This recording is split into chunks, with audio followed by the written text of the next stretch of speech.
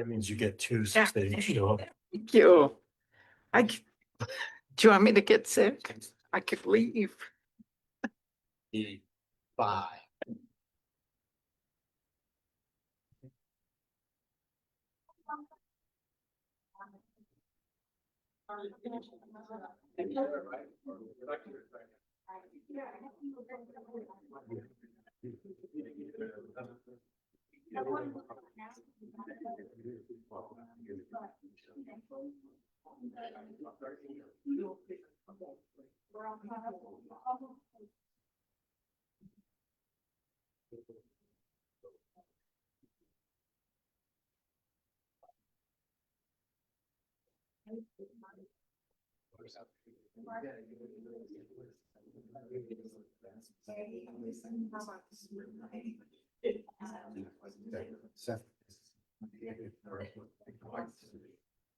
So that was really make you believe it here.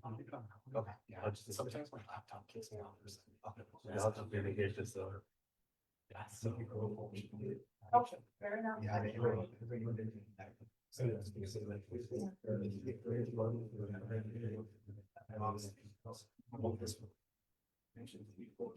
That's it. I'm done.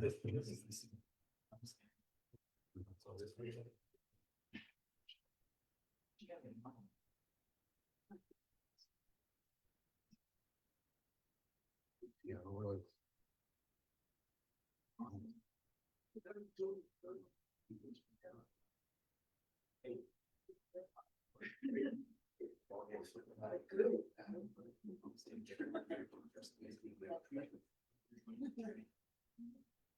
Yeah, so that's what.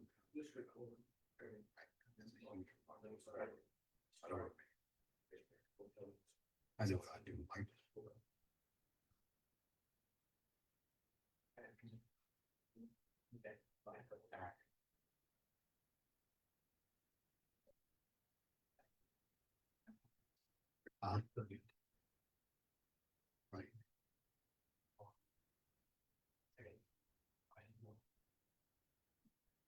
No, I'm just sorry.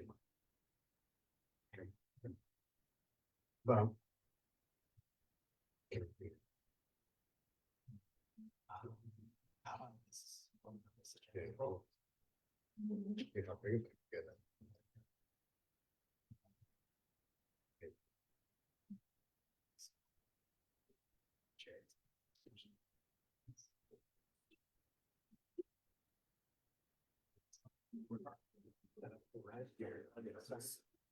Yeah, whenever we're ready.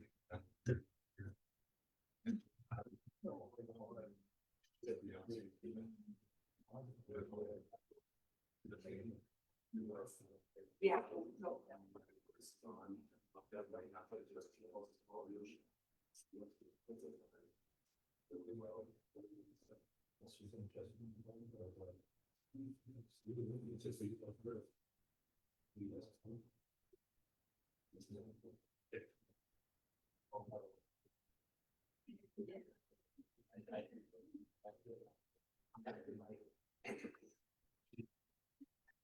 Chairman, Commissioners, we are live on Facebook and ready to start when you are. It looks like we do have a couple more people still trickling in. I'll leave it up to you if you want to kind of wait to see if anyone else shows up. I think we might have had a couple people show up to the Valencia County Admin Building and possibly are getting directed back this way. But I'll leave it at your discretion when you're ready to begin. Ready. Call to order for Valencia County Planning and Zoning Commission, Tuesday, October 28th, 2025. I'd like to say, give thanks to the Village of Las Lunas for allowing us the use of their gorgeous facility. And it just goes to remind everybody that this is inter-community relations at its best. I think it's great. And so I just wanted to give thanks to Village of Las Lunas. Moving along to action item 2, the Pledge of Allegiance. Melissa, you haven't led us in the Pledge of Allegiance for a while. So would you please? To the flag of the United States of America and to the republic for which it stands, one nation, under God, indivisible, with liberty and justice for all. Excellent. Item number 3, approval of agenda. Have all the commissioners present had an opportunity to read the agenda? Yes. Yes. Any questions, comments? No. No. Hearing none? Do we have a I'll move, motion to approve the agenda. motion to approve? With a second, any discussion on the motion and the second? Hearing none, call to vote? Commissioner Chavez, how do you vote? Yes. Commissioner Moran, how do you vote? Yes. Chairman Sublette, how do you vote? Yes. Moving right along, item number 4, approval of the September 2025 Planning and Zoning Commission minutes. Have all the commissioners present had the opportunity to go over last month's minutes? Yes. Yes. Any questions? No. Do we have a motion? I make a motion. A motion, I'll second. a motion with a second. Do we have any discussion on the motion with the second? Hearing none, call to vote? Commissioner Chavez, how do you vote? Yes. Commissioner Moran, how do you vote? Yes. Chairman Sublette, how do you vote? Yes.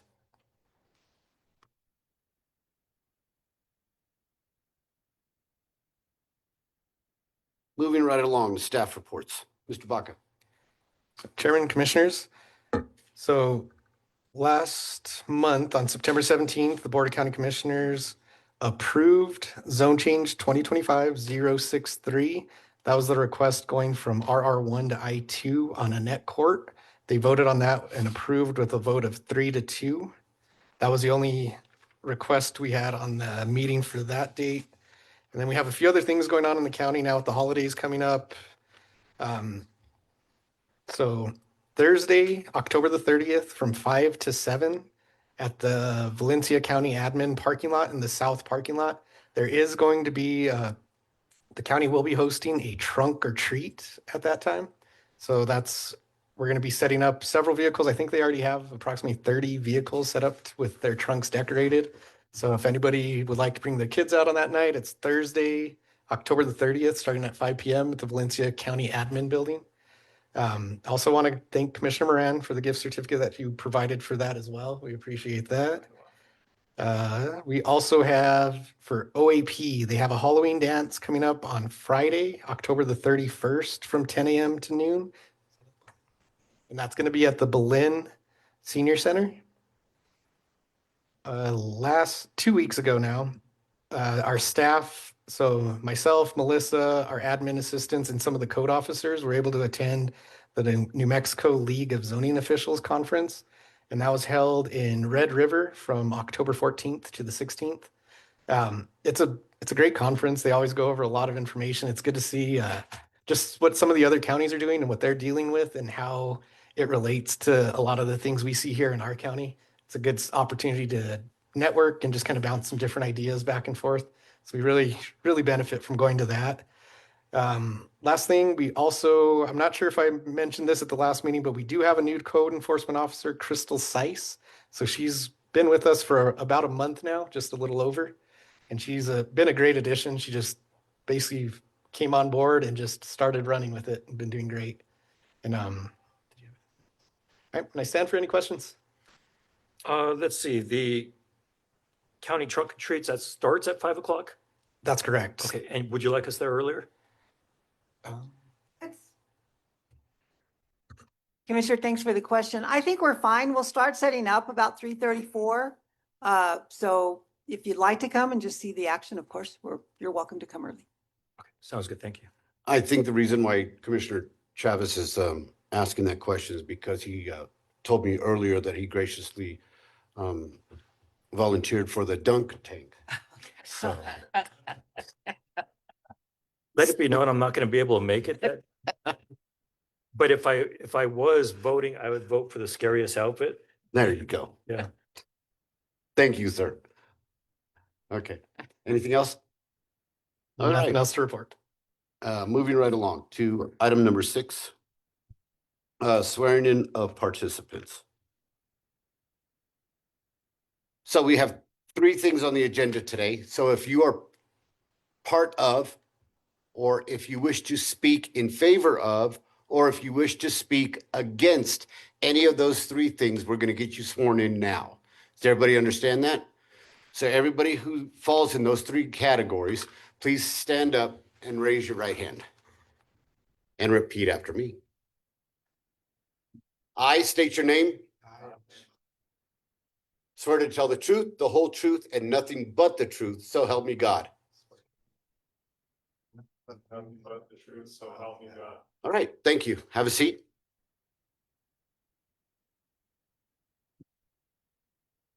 All right, moving right along. Action item 7A, variance number 2025-082, District 4, P and Z Commissioner Sublet, Board of County Commissioner Bazell. Mr. Baca? Chairman Commissioners, before you this evening is the request for the variance number 2025-082. This is District 4, P and Z Commissioner Sublet, Board of County Commission Bazell. Brian Perales requests a variance of 15 feet to the accessory structure setback requirement of 30 feet to construct a detached garage with a setback of 15 feet from Musica Road. Legal description, subdivision, land of Carlos Castillo, heirs, lot 5, 1.00 acre, map 96, 1988 revision, UPC 10070309090 followed by 6 zeros, also known as 10 Calle Fuerte in Belen, New Mexico 87002, currently zoned Agricultural Preservation District, AP. And we do have the presenters here, or the applicants here today to present. Also, this was brought to our attention. They were applying for a permit during the review process of that construction permit. We noted that the setbacks were not quite met, had a discussion with them, and that's what brought them here today for the variance request. And I stand for any questions. Has any construction started on the property yet? Chairman Commissioners, not as far as I am aware. I would ask that you double check with the applicant though as well. Okay, but we didn't send a code enforcement officer out to check? No, sir. There was no tagging on this. They came in asking for the permit, and that's what brought this to our attention. Okay. Commissioners? Do we have the petitioner? Now, according to the packet, it says that Stephanie Perales is going to be doing all the talking, correct? Okay. Now, are you the petitioner, sir? Yes. Go ahead and introduce yourself. My name is Brian Perales. Brian? Okay. So you can still talk, right? I mean, you don't mind, right? Yeah. So you just put in the letter that you wanted her to present. So if you want to talk, then you're going to have to answer questions. Go ahead. I think the main thing is originally when we had requested this, we were told that it was actually a 60-foot setback. So I was explained afterwards when we got the letter that it was actually a 30-foot setback. But either way, we still need, we're requesting the 15-foot setback from the rear setback of the home. I get the uniqueness of the property is what's causing this issue, because of where our home sits versus where our leach field goes in and the other items on the property. This is the only place that we have to put this. Oh yeah.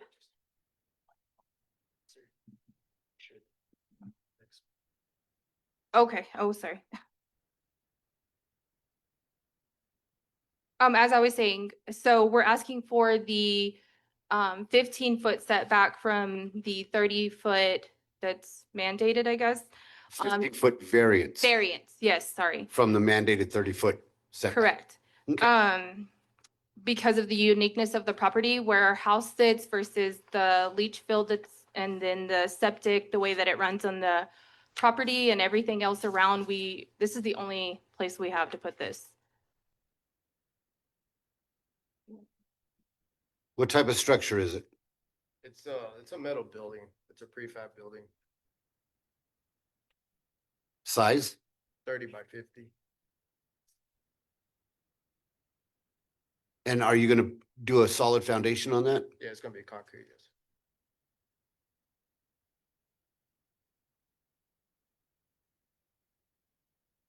And that's why you had to, give variance or you had to plan in for the septic and all that, right? Yes. How old's the septic? 7 years. How many gallons? Do you know? Top of my head, no sir. Okay. How big a family you got? 5. 3 little ones? Well, we have our 2 children and then our daughter has her son. So it's our 2 children and our grandchild, Okay. and then us.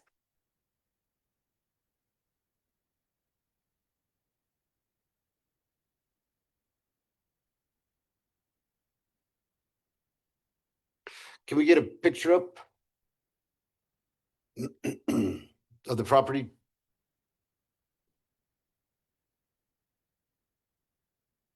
Chairman Commissioners, you'll see the property highlighted in blue in the center here. Mhm. Musica Road is to the south, the bottom of the lot, and that's where we're looking at the setback. So your entrance or your driveway in is off of Caya Fuerte. Fuerte, correct? Yes, sir. So do you plan on making an entrance or exit on the other road as well? No, there is a gate in the back, but that's just for emergency in case something happens in front. We rarely use it. Okay, and what's the use of this building for? So we have multiple vehicles that we need to store out of the elements. And as you can see, we have a 1-car, or there's actually a 2-car garage, but of course, her car's in there and have tools in there, so the purpose is to store vehicles of the elements. Are you gonna be doing any mechanics or anything like that out of it? No, not for business purposes, just our vehicles.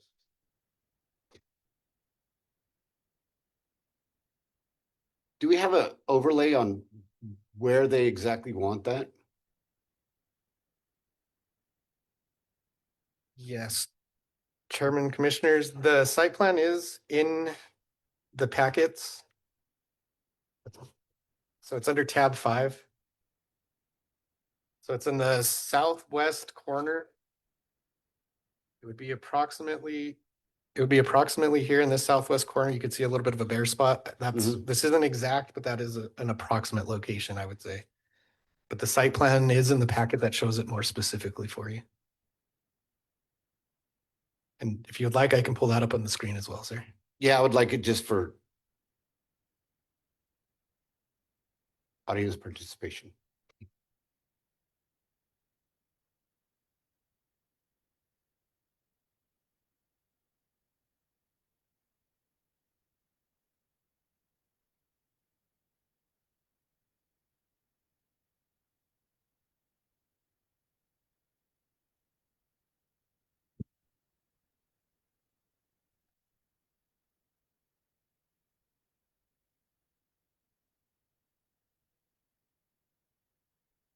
Chairman No. Commissioners, here on the bottom right is the proposed structure. So do you see the picture up there? Yes, And that was your rendering? yes, And does that look correct to that's you? correct. Yes. So my question to you is if you were to pull it 15 feet further north towards the swimming pool, which is not a permanent swimming pool, does it make that much of a difference? Yeah, because right now we have roughly 20 feet. It's not on the rendering, but we have about 20 feet from the swimming pool. Mhm. So pulling it closer is just, I can't get to our portable storage building because we have that leach field right there.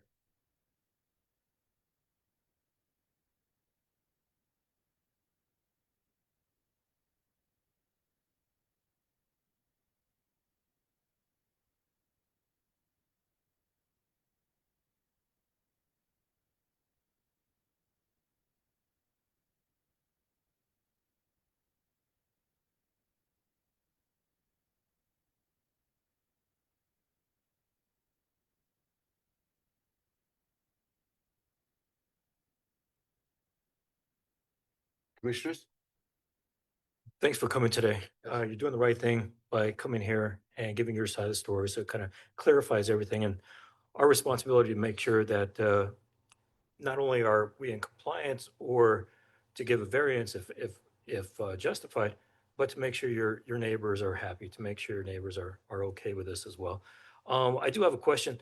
You got 71 feet from the proposed building to the southeast corner of the structure. But that's a little bit further than the closest area of the structure. What's that other area there that's has a pitch roof on the south side? Is that a porch?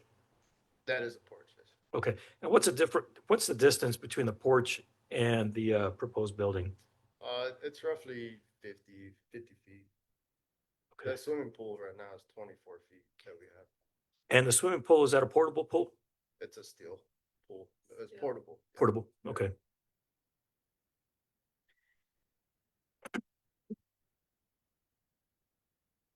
What's I a think- what's the structure, I'm sorry, what's the structure to the east, which would be next to your building on your neighbor's lot? What is that? That's just a empty building.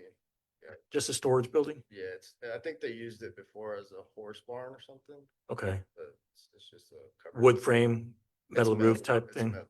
Okay, gotcha. Yeah, and the opening actually faces the east.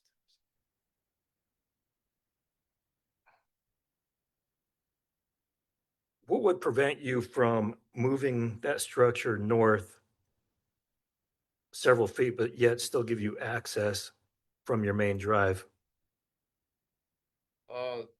I'd have to tear down the pool and find another place for it.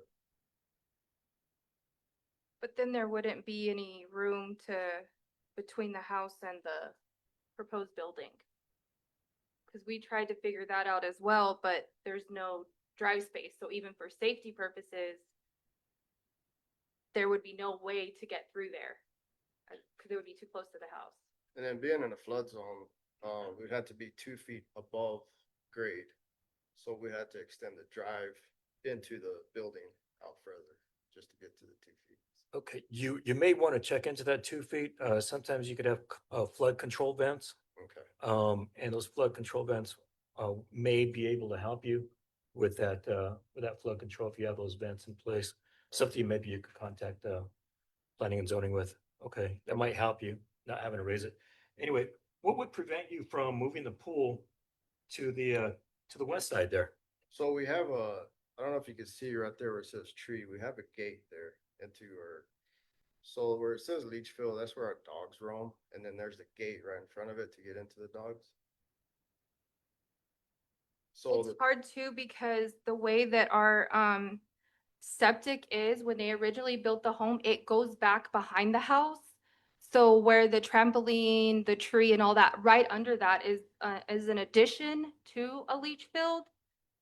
We had to have them come back and redo that, so they've extended it out to the west side of the home as well because of the issues that we were having with the septic. So when I asked you about the leach field the septic, and you said that it was only 7 years old, but in those 7 years, you've had to have them come First year. back because partial leach field.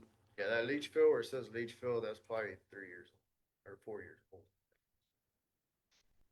Well, we've had a lot of issues with septic ever since we had this house built. Mhm. So if you're to move the swimming pool where the trampoline is, maybe just a little bit further west and move the trampoline to where the swimming pool is, then you would have enough room for the proposed building to go north, correct? We would have to take out, so where that stuff at, the pool, the trampoline and the swing, it actually sits up higher and there is turf there.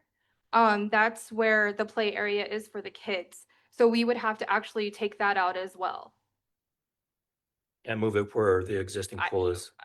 Something, yeah, I don't know how we'd actually have to reframe it all, because it's fit to go from where the tree is all the way around the pool. So, we would have to just move all of those structures. What if you were to rotate the proposed building 90 degrees counterclockwise? And so then the entrance of the proposed building wouldn't be facing north, it'd be facing west, so that you could still drive around. So then that's gonna take off 20 feet from the width of it because it's going the 30 feet. You get it? So it'd be 50 feet out on the east side, but 30 feet. Does that make sense? So you're saying the 50 feet would be north and south? Correct. So that would put us closer to the swimming pool? Partially closer, but it also takes you away from, I don't know how much closer it puts you, you know? To me, the swimming pool is, it's a temporary thing. It's not like a built-in in the ground or anything like that. It's something that you could move. I granted it's 24 feet, so it's, 1,500 gallons or something like that. So you'd have to drain it, move it, but you could set it back up and you can do that. I understand. And from the picture here, like the leach field where it is, and you've got your dogs or your dog run is what you're saying. I can see where that's gated in. And it looks like the gate is partially connected, or at least it's close to the edge of the, or the corner of the house. Maybe that's where you let your dogs in and out, if they come in at night or whatever. So I can understand that part. I'm just thinking that if we were to bring it out another 15 feet, that way you don't need that, turn it sideways, and you got it this way, and then you move the pool, because that's not gated, correct? The little play area? No, It's not fenced in, right? It just No. sits on it's like a railroad ties, the border. But it's higher in elevation is what you're stating? How much higher? 10 inches.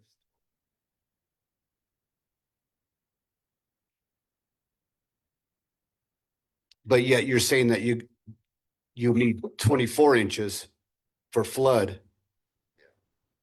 on the building. on the building, yeah.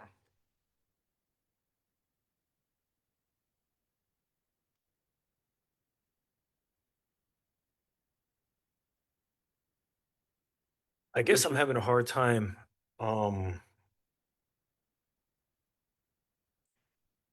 to get through my head what's the word I'm looking for? There's no other way. And I see other ways here. Yes, it'd be a little bit convenient to move the swimming pool. Maybe a little bit convenient to mess around with playground area, but it seems like it's doable. I don't see things out of the question. I think that the main issue too is getting between the house and the building. Because then we're around the house, it's brick. And if we're turning it and coming closer to the house, yes, moving the pool, there's limited space between the actual house and the patio, porch, whatever, and the proposed building. Would we be able to get the trucks in there? I mean, they're F-250s with, Well, with 50 feet distance between the house and the corner that we talked about earlier and the proposed building, that would give you 35 feet if we're to put it another 15 feet north. I mean, 35 feet is plenty of room for even a fire apparatus.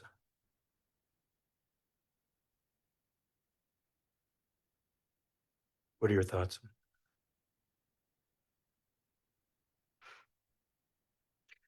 The way I'm scaling it, and this is just scale by the picture, and the picture's not, it's roughly to scale. If the pool is 24 feet in diameter, and like Commissioner Chavez had asked you, how far is the edge of the pool from the porch, correct? That's what you wanted, right? And Right. not from, it's 71 foot from the edge of the house to the proposed site of the building. So that's 71 feet. So if the pool is 24 feet, then the pool looks to me about 5 feet from the concrete, or porch, whatever that is, that gray corner. And that again is another 5, 6 feet from the tip of the roof, which it might go underneath the roof. So it might be larger to you guys, yeah. but from looking down at a bird's eye view, okay? So, and you're saying that it would be hard to get the F-250 around there. Yeah, because I don't know if you look at the building, it's a three bay door building, and one of the buildings is going to be right in front of the pool. So it's going to be, if we move it closer to the pool, it's going to be hard to get into that last bay door. But if you move the pool, then it wouldn't. But then I have to rearrange the whole backyard. Yeah. So, but you're asking us to make a permanent change on your property. You're requesting something, from what I see, is out of convenience more than there's no other way to do it. And I'm seeing other ways to do it. Correct me if I'm wrong. I mean, I guess it's just gonna be more of an inconvenience. I mean, that pole's not, it's not one that you buy at Walmart. It's a pretty heavy steel pole that's gonna take a lot of work to get down, so now we're gonna have to move that versus it's just easier to ask for the variance. I mean, that's what we were looking at. It's added work, basically, but No. Not, You'll get a chance.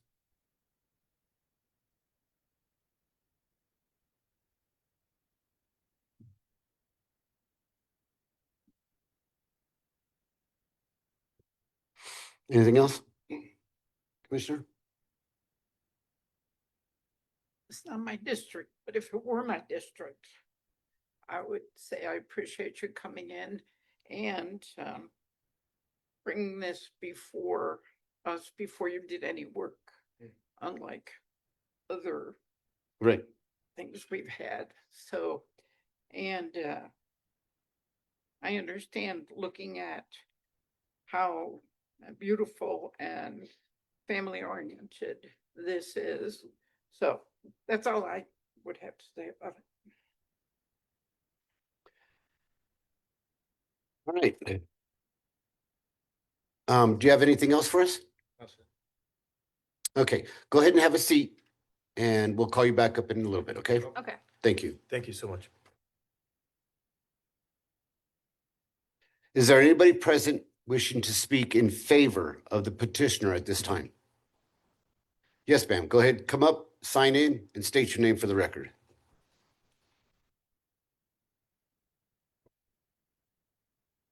I've already signed in and my name is Angela Landavaza.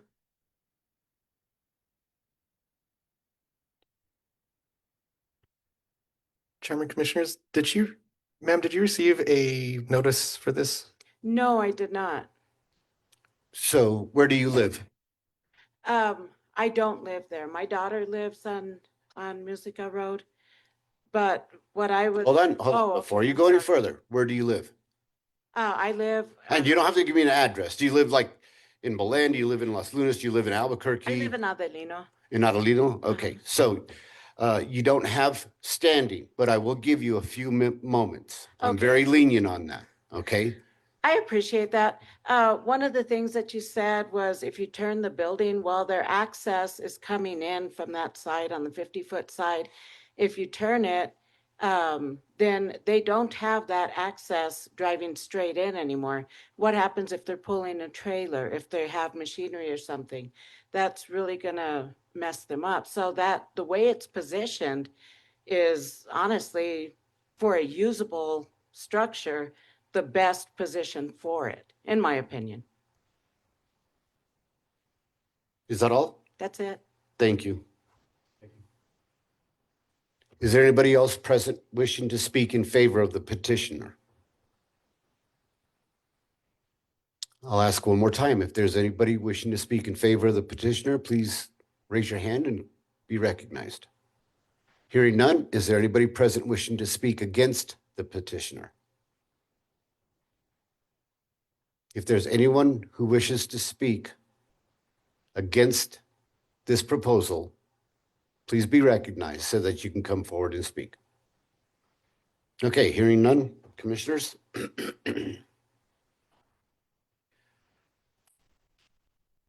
No further questions. Nothing for me. Any comments? Well, I think the only comment is what we discussed already. I think it's very possible to move the pool. The distance from the house to the proposed building would be approximately still given 35 feet. Without the pool there, I think that's plenty of access. I'm just looking for really a good justification to give a variance. That's my opinion. Give you my opinion. Yes. I tend to agree with, both of my commissioners and,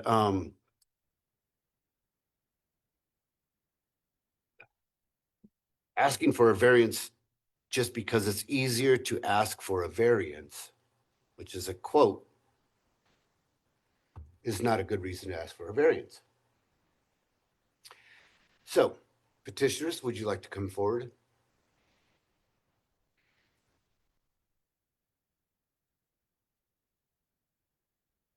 Okay.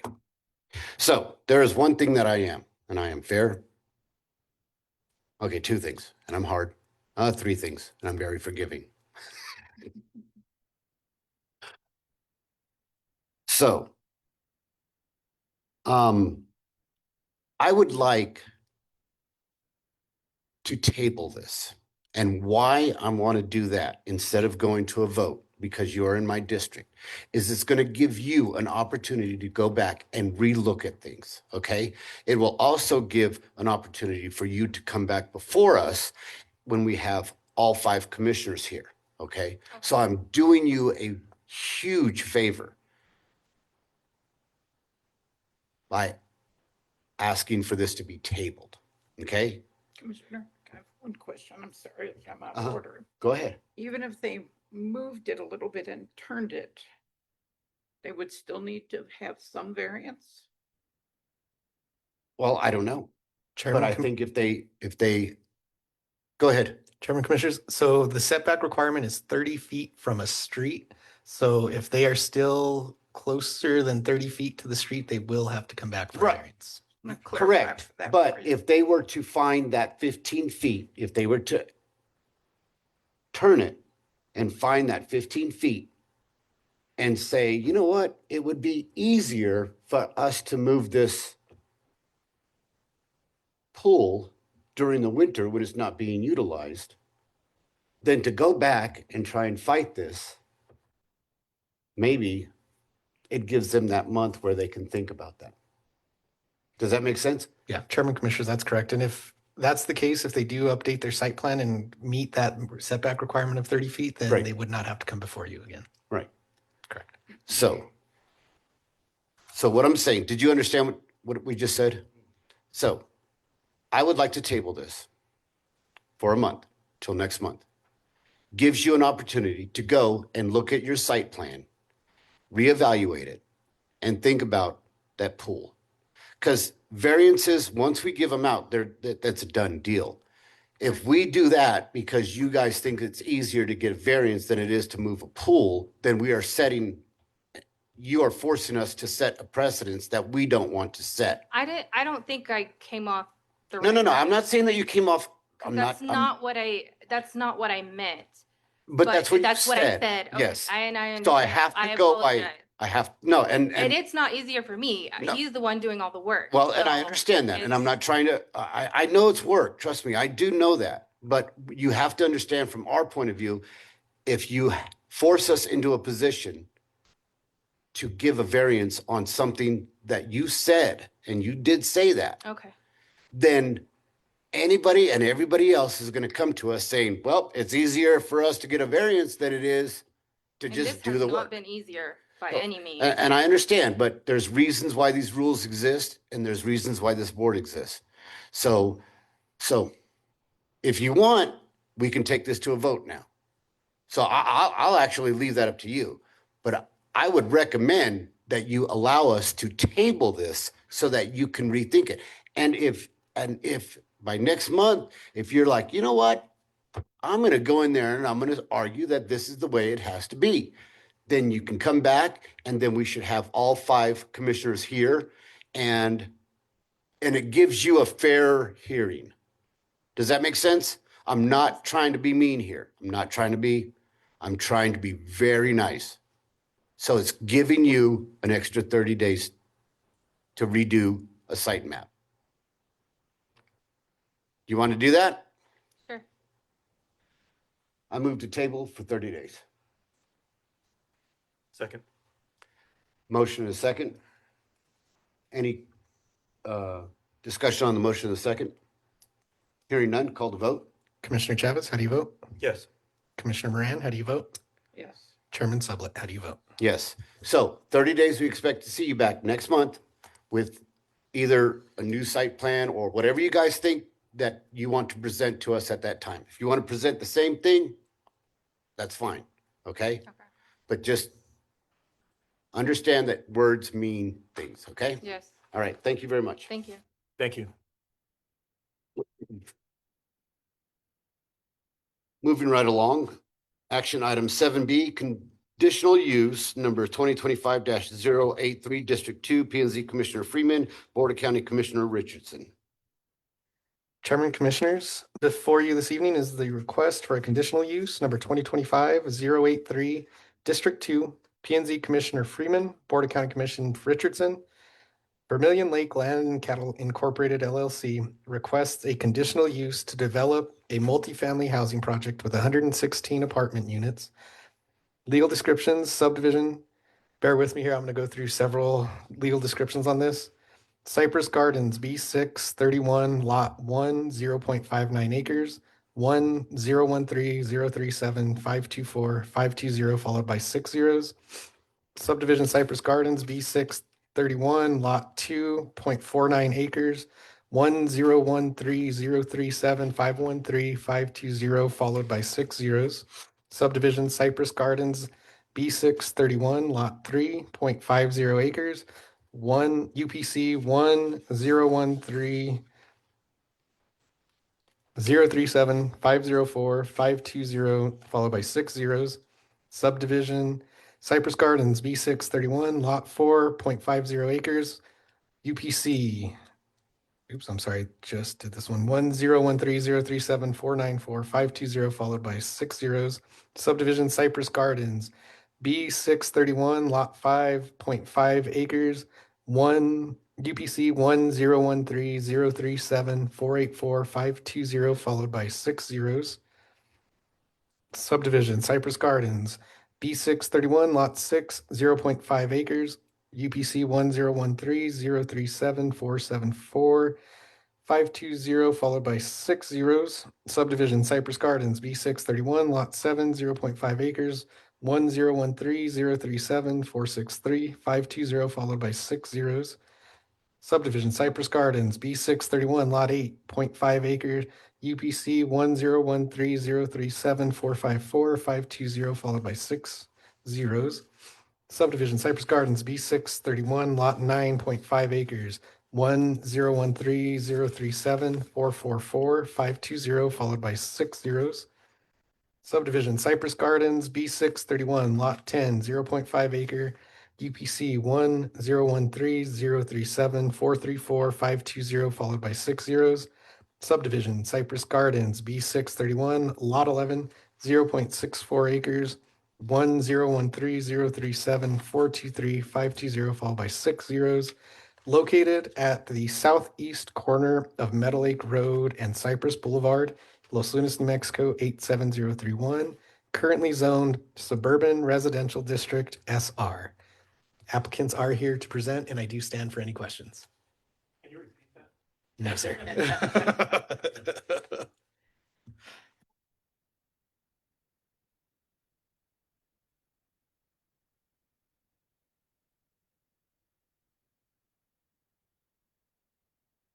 And Chairman, Commissioners, I also meant to note, we did receive 4 letters concerning this proposal. 1 letter with standing and the other 3 that sent letters do not have standing. Right, And I believe you did receive those in your packets. yes. Commissioners, did you have an opportunity to go over those? Yes, Okay, and you understand which one had standing and the other 3 that didn't, Yes. correct? I think so, yeah.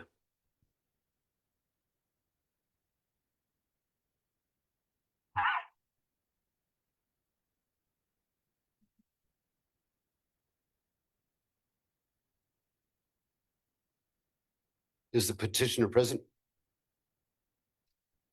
Please come forward, sign in, and state your name for the record.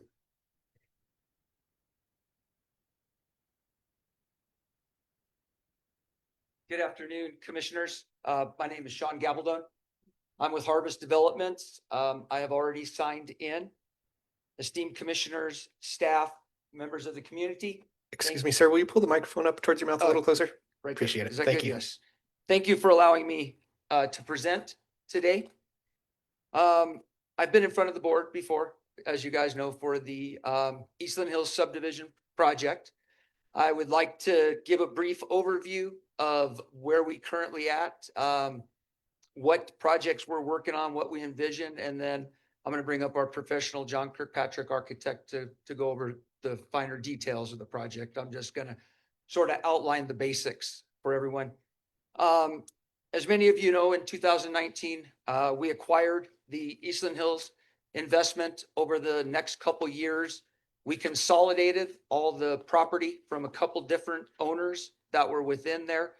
Our partner, Vermilion Lake Land and Cattle, and ourselves, Harvest Developments, my wife and I, we came in front of the board a couple years ago to develop the 105 residential lots. As you guys remember, we came for your permission, which was granted. The lots were developed. We sold the 105 lots to Hakes Brothers, who right now is the largest construction company in New Mexico. They have built about 60 new homes and continue to start about 5 a month out there. I will be here in front of this board next month with the second phase, which is an infill phase of 64 lots that we're trying to finish up the infill infrastructure so we can connect the roadways that were done in 2008. Prior to us acquiring the Eastland Hills in subdivision, the housing crisis of 2008 hit the subdivision very hard. It had become defunct at the time. It was defunct for many years. The HOAs had become inoperable. The shared community areas, all of the infrastructure had rotted out. They were actually watering the trees with a 5-gallon bucket. Someone was doing that 40 hours a week. When we bought the investment, we put in brand new infrastructure all through the common areas. We got both HOAs up and running. They're both financially very healthy, very feasible. A lot of hard work from the Cypress Gardens residents and the Eastland Hills residents. We currently have Homeco, a professional HOA company that manages the subdivision for us now. And we have a professional landscaper, Green Summit, that do many projects out of Albuquerque that are located in this subdivision. We were in front of the board a few months ago requesting the zone change to commercial on the frontage pieces going east on the property, which was granted by the board. The history of the Eastland Hills subdivision was it was master planned in the late 80s, early 90s. When it was first master planned, all of the frontage pieces were zoned commercial. When the county came with the master plan, they decided the best zoning for the entire area was SR zoning that would allow for residential, commercial, multifamily. They felt that that was the best zoning for the area. We're in front of you seeking a site review approval for a luxury apartment complex units of 116 apartment units. What we envision is luxury apartments for families, individuals that do not want home ownership, but want a very nice residence and community to live within. If the site review meets your critique and standards, the first thing that we would do after that is a traffic study.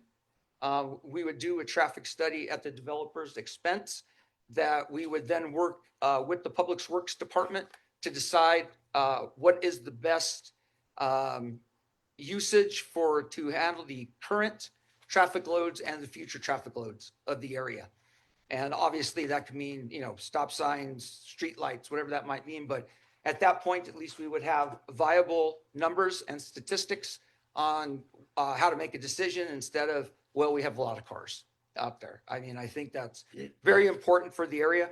As you commissioners know, that the master plan has Meadow Lake as a high priority growth area.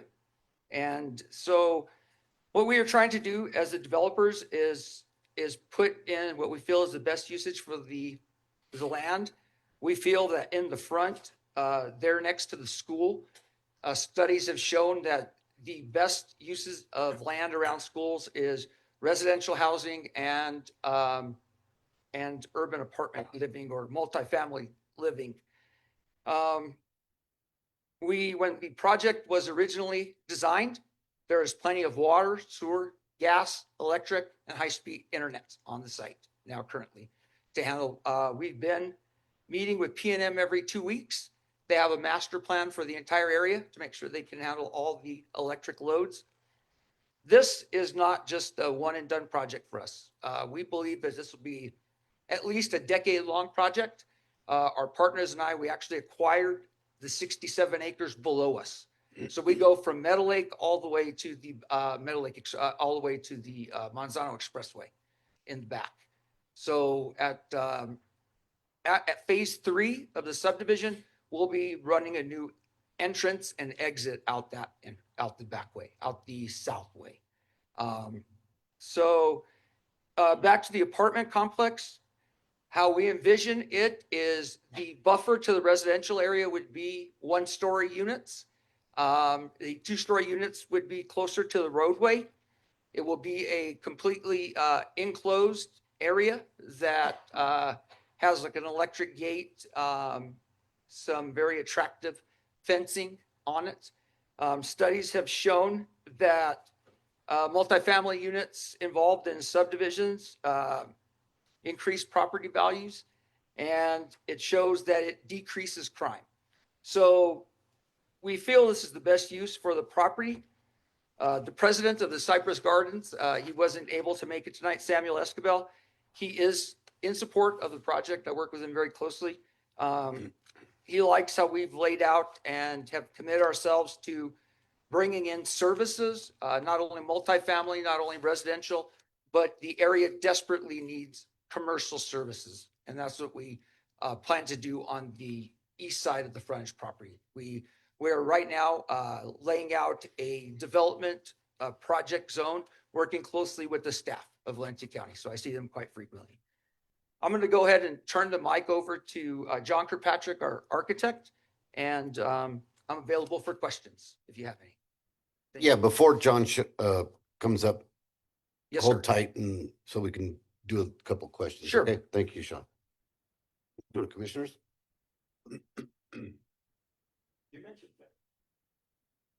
You mentioned fencing. What type of fencing are you talking about? We would I would probably envision some type. So the fencing that we currently have around the 105 lots is a very nice block fencing where we did a split block ribbon rows and an overhang. We used a 8-inch block to provide an overhang.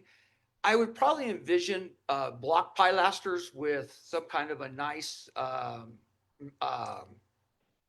a fence panel, like a open gated type of a feel. Wrought iron, that's the word I'm looking for. So like pilasters with wrought iron in between it and a wrought iron gate that slides back open and closed. Forgive me if I'm mistaken, but I was reading, I thought it was going to be chain link fencing around it. No, we were discussing that earlier. That was just, a generality that was put in there. We would not want to use chain link. We would, our goal for this area is to make it a viable investment, but just basically increase everyone's standard of living and property values. I don't think chain link fencing on luxury apartments would quite be the right look we're looking for.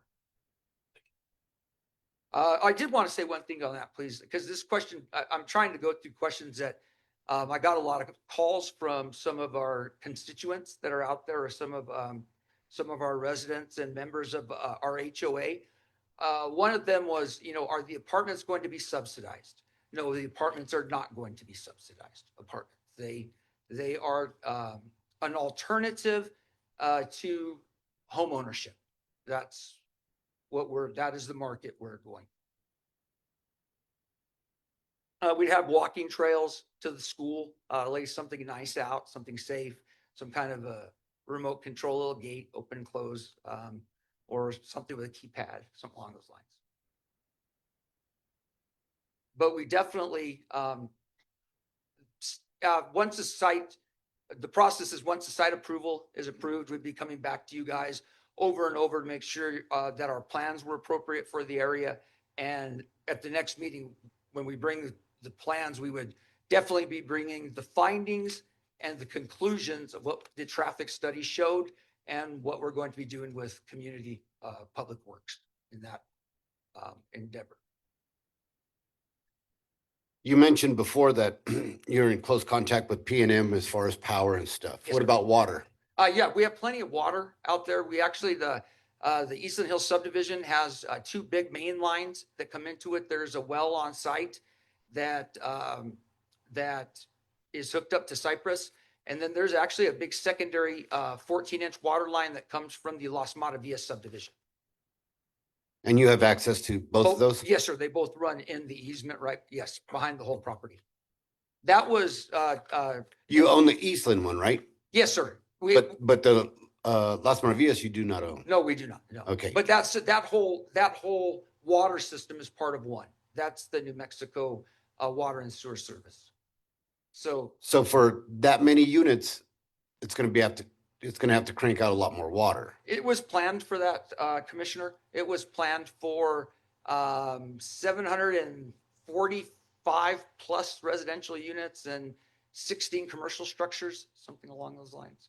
But with those two water sources, you're going to be feeding more than just the 116 units. Oh, right? yes, sir. Oh, yes. Right. We currently feed all the Eastland property, which probably consists of roughly 350 homes, and the Cypress properties, which probably consist of 200 plus, something like that. Yes, sir. They're both on one large water system, which is New Mexico Water and Sewer, but they have two different large lines out there that are in our easement.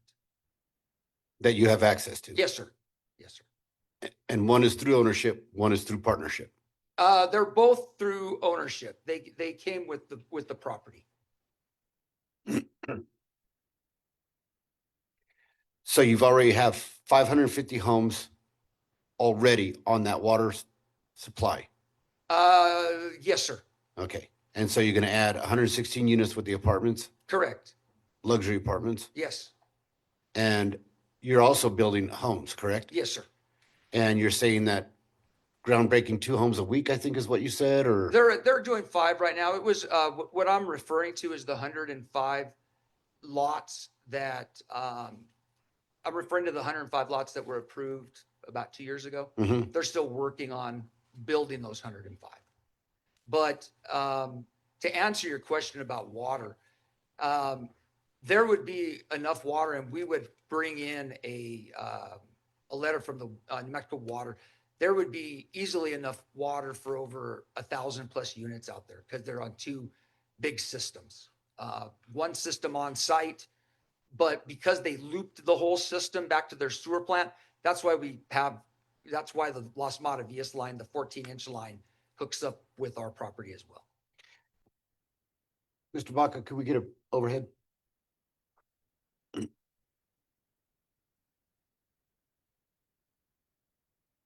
So you had mentioned that you are currently doing traffic studies, public works studies, and signs, lights, and stuff like that. Luxury apartments are going to be the forward edge area will be 1 stories, and then past that would be 2 stories. 2 stories on the forward area towards Meadow Lake, Mhm. 1 stories as the buffer to the residential area in the back. Okay, yeah, so as forward to whatever buffer you're yes, going correct, against. yeah. So yes, I understood. I get you. Yes, thank you for clarifying. So, and you had mentioned that when you have larger, more dense communities like that, it tends to help with the security. But what we have found on the commission here is when people come to us, they're saying, we want more lights for the security. Yes, that would actually, so thank you for asking that question. We were the first subdivision in Valencia County that actually put lights in the 105 lots. And lights is a requirement now within Valencia County. So there'd be plenty of street lights, parking lights, and actually both HOAs have a plan to light Cypress here pretty soon. So we are updating the complete community as well, but yes, thank you for.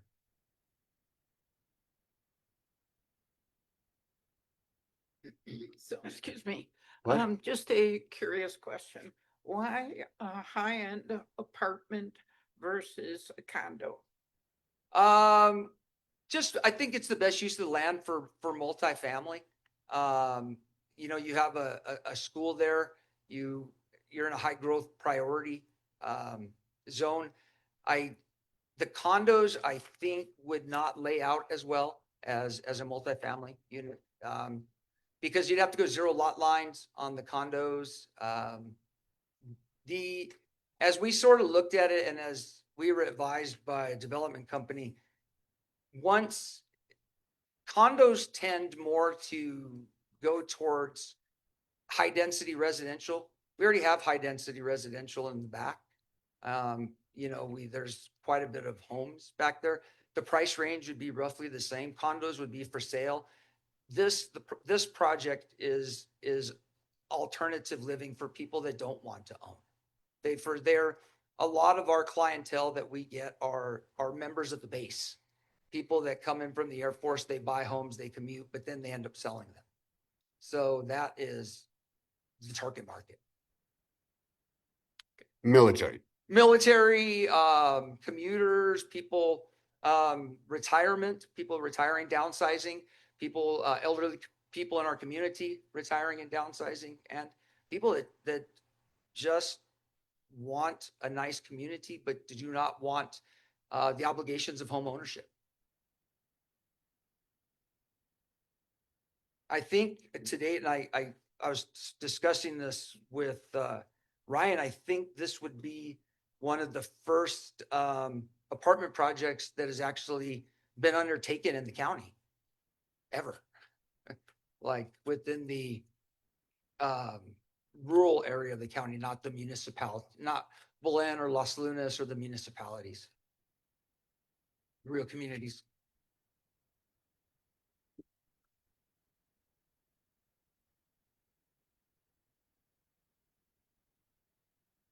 Just a second.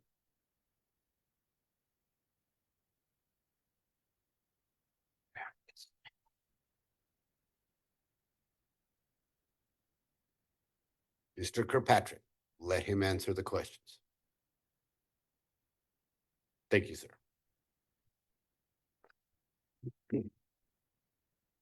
You said that these were not going to be subsidized apartments. No, sir.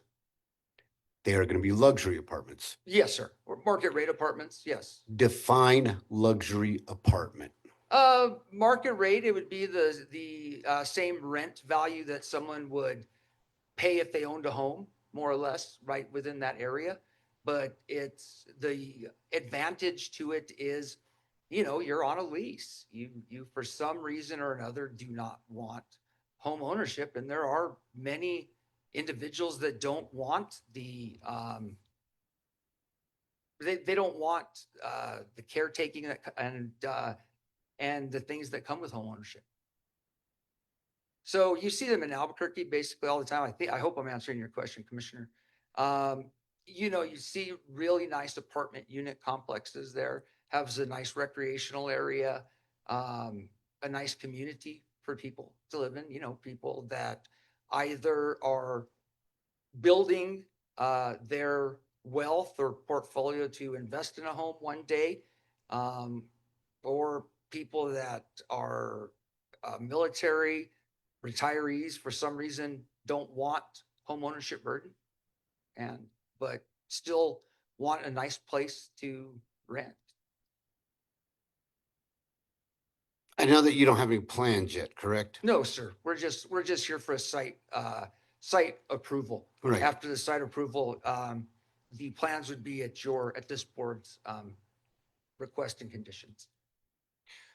But if you have the idea of what these are going to be, correct? Yes, sir. So do you have an idea of how large these apartments are going to be? Yes, sir.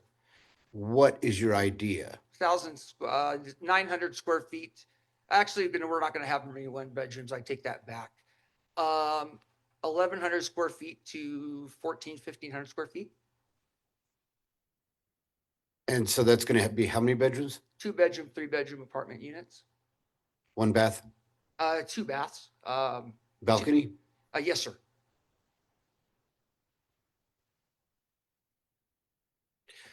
Plus, if these are luxury apartments, you're gonna have the HOA take care of the greens, Community areas? mhm. Yes, sir, correct. How many parking spots per apartment? I believe whatever the code, Mr. Kirkpatrick, that's 2. I don't know what the uh, requirement is. Whatever the requirement is, it would be more than, it would be, the requirements are more, one or the other. I don't know. I'd have to leave that to Mr. Kirkpatrick in his, Okay, I was just asking you because you're the actual petitioner correct. and it's your idea. And so I'm just seeing where you're going with this. Yeah, it's, I could have told you it was 22 units to the acre. But you asked me the parking question. I don't have that. Okay. Commissioners? I realize that the plans have not been submitted and things may change, so it's difficult to ask some of these questions, but what's the distance between the parking spaces on the north side and south side in between the apartments? Mr. Kirkpatrick would have that in his presentation. Okay, what's the distance between the entrance and the middle area where the roundabout is? Would you mind asking Mr. Kirkpatrick all that? That's really falls under his purview. Okay. He has all of this in his, he has a big presentation for you guys. I was just wanting to give you a brief introduction, which turned out to be a little more than brief. But Thank you. sure. Anything? Good. Sean, Mr. Gabaldon? Yes, sir. Thank you. Take a seat. And Thank you. Thank you, sir.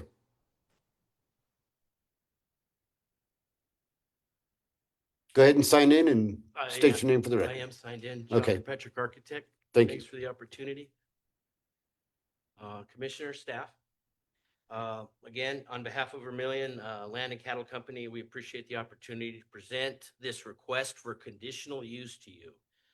The owner is seeking to put 116 apartments on their property on the south side of Meadow Lake Road, east of Cypress Boulevard. The current suburban residential zoning designation of this property allows for apartments with conditional use approval by this commission. We feel that this project meets the criteria for such designation, and we appreciate, again, the opportunity to present this project to you. Okay? Emily, go ahead. Excuse me, Mr. Kirkpatrick, will you please speak a little closer to the I microphone for will us? do that. Thank you. Is that better? Okay, so here you've seen the property already on the map. This is hang on one second here. The total site comprises, as we've already discussed, 11 lots, 5.77 acres total, approximately a half an acre per lot. If this conditional use is approved, we would combine those lots. That would be the next step, one of the next steps to proceeding with development. As you all know, the property there is located on Meadow Lake Road, which is a server to the Meadow Lake community. It's also a priority zone within the Valencia County Commission, a comprehensive master plan. You can see there it connects on down to Highway 47 and then onto the Y. So again, it's within the priority zone for the Meadow Lake Road. This property, currently there are no large apartments in the county proper. As you just heard, this will be the very first project of this scale within the county utilizing this SR zone conditional use combination. So I guess we're guinea pigs. Can we go ahead to the next slide, Emily? So there's some pictures of what you see adjacent to the site. It's consistent again. We've got on the you already know the site from the introductions that were just given, but there's some examples of the pictures of the site. Our closest neighbors are currently will be the neighbors to the south, which will be the single family residential area, and also Ann Parish to the east. You can see that the site itself is located in a growth area. There's existing total population within a 5-mile radius, and these demographics are certainly more on the owner's side of things, but you can see that the site does serve a significant population. And that population out in the county proper is not served at all by any apartments. Go ahead and switch on to the next slide there, Emily. This request meets the review criteria for a conditional use per the county zoning ordinance for the following reasons. One, it is consistent with the Valencia County Comprehensive Plan, like I just mentioned. The change is appropriate considering the density and the pattern of development expected within the corridor. Zone changes from residential to commercial, as Sean had already mentioned, have occurred and have taken place. The Dollar Trees, the recent one that we just got for Sean, those are all coming online within the development of the comprehensive plan and aligned with the development of the comprehensive plan. Apartments will provide a residential buffer, as we've mentioned, to the existing single-family residences to the north. Adequate, as we've already talked about, adequate utilities are available on site, and we'll get to those when we get further developing this project. We'll get the actual flow rates and whatnot that are required for the project. I will say that because it is apartments, they will have to be sprinkled per the building code now. Say that again? They will have to be sprinkled. Okay? Yes, Yeah, yes, for yes. the building code. Fire. Usually doesn't impact the water system burden because it's only for emergency purposes. The project, but we do need to have the fire flow, and we'll get the fire flow. If we don't have it, we'd have to have booster pumps, or we'll have to do something. The project will enhance the welfare of the county by providing additional housing options that are lacking in the county. And we all know that there are really no, in the county proper, there are very, very few rental options. Okay, go ahead and switch to the next slide there, Emily. So here's the existing site. And before I show you, we get into the design, we are meeting the zone requirement of 20 acre DUs. We're not exceeding it. That is written in the zone. We cannot exceed that. So that amounts to 116 total units. I will make one minor correction. We will have 1-story units, but not all of the units that are 1-story will be up against the residence. There will be a few 2-story units against the residential area. But in order to make the 116, we've got several 1-story units, and where we do have those, we will put them up against the residential area. We also have a leasing office and a commons area, a maintenance building, and I'll show you the design development later. An outdoor play area. We have 192 spaces. The code says 1.5 spaces per apartment. It does not, in the code, tell you how many cars are required for the apartment unit bedroom count, which is a little strange. Most zoning ordinances develop the parking around the number of bedrooms in an apartment, but in this code, it's 1.5 per apartment, straight up. But they're 2-bedroom apartments. We're at 1.65. So we have 100, you'll see in the site plan. Setbacks are pretty much the normal. They're 15 and 10. They're different than the last client. Like I said, utilities are on site. Surrounding uses, as we all know, are there. Emily, move on to the next slide, please. Okay, that is the site development. The basic concept to begin this whole thing was Sean wanted some very nice apartments. It's a very, very linear site. So it seemed to me to put an access road down the middle, splitting it, basically what we call double loaded drive access lane. All of those lots, rather than just putting a straight line through there, I tried to create a little bit of curvilinear design to sort of soften the design as well, and also to connect connect in a way to that middle cul-de-sac element, which I introduced to the project for access, but it also is the organizing element for the whole site plan, because when you enter there, you can come to the lease office, you can do your business and whatever. So that will be the main entrance to the site. So those were some of the site drivers that I used. And then some of the other concepts were that we would like to have the units. Right now, they're 2-bedroom units. There will be, as we move through this and the owner gets a little bit clear on what we may be doing 3-bedroom units, but for now I have a 2-bedroom unit, but they will all be grouped in units like this. We will not stray at all from this site plan. The units may change the design, but not the site plan, okay?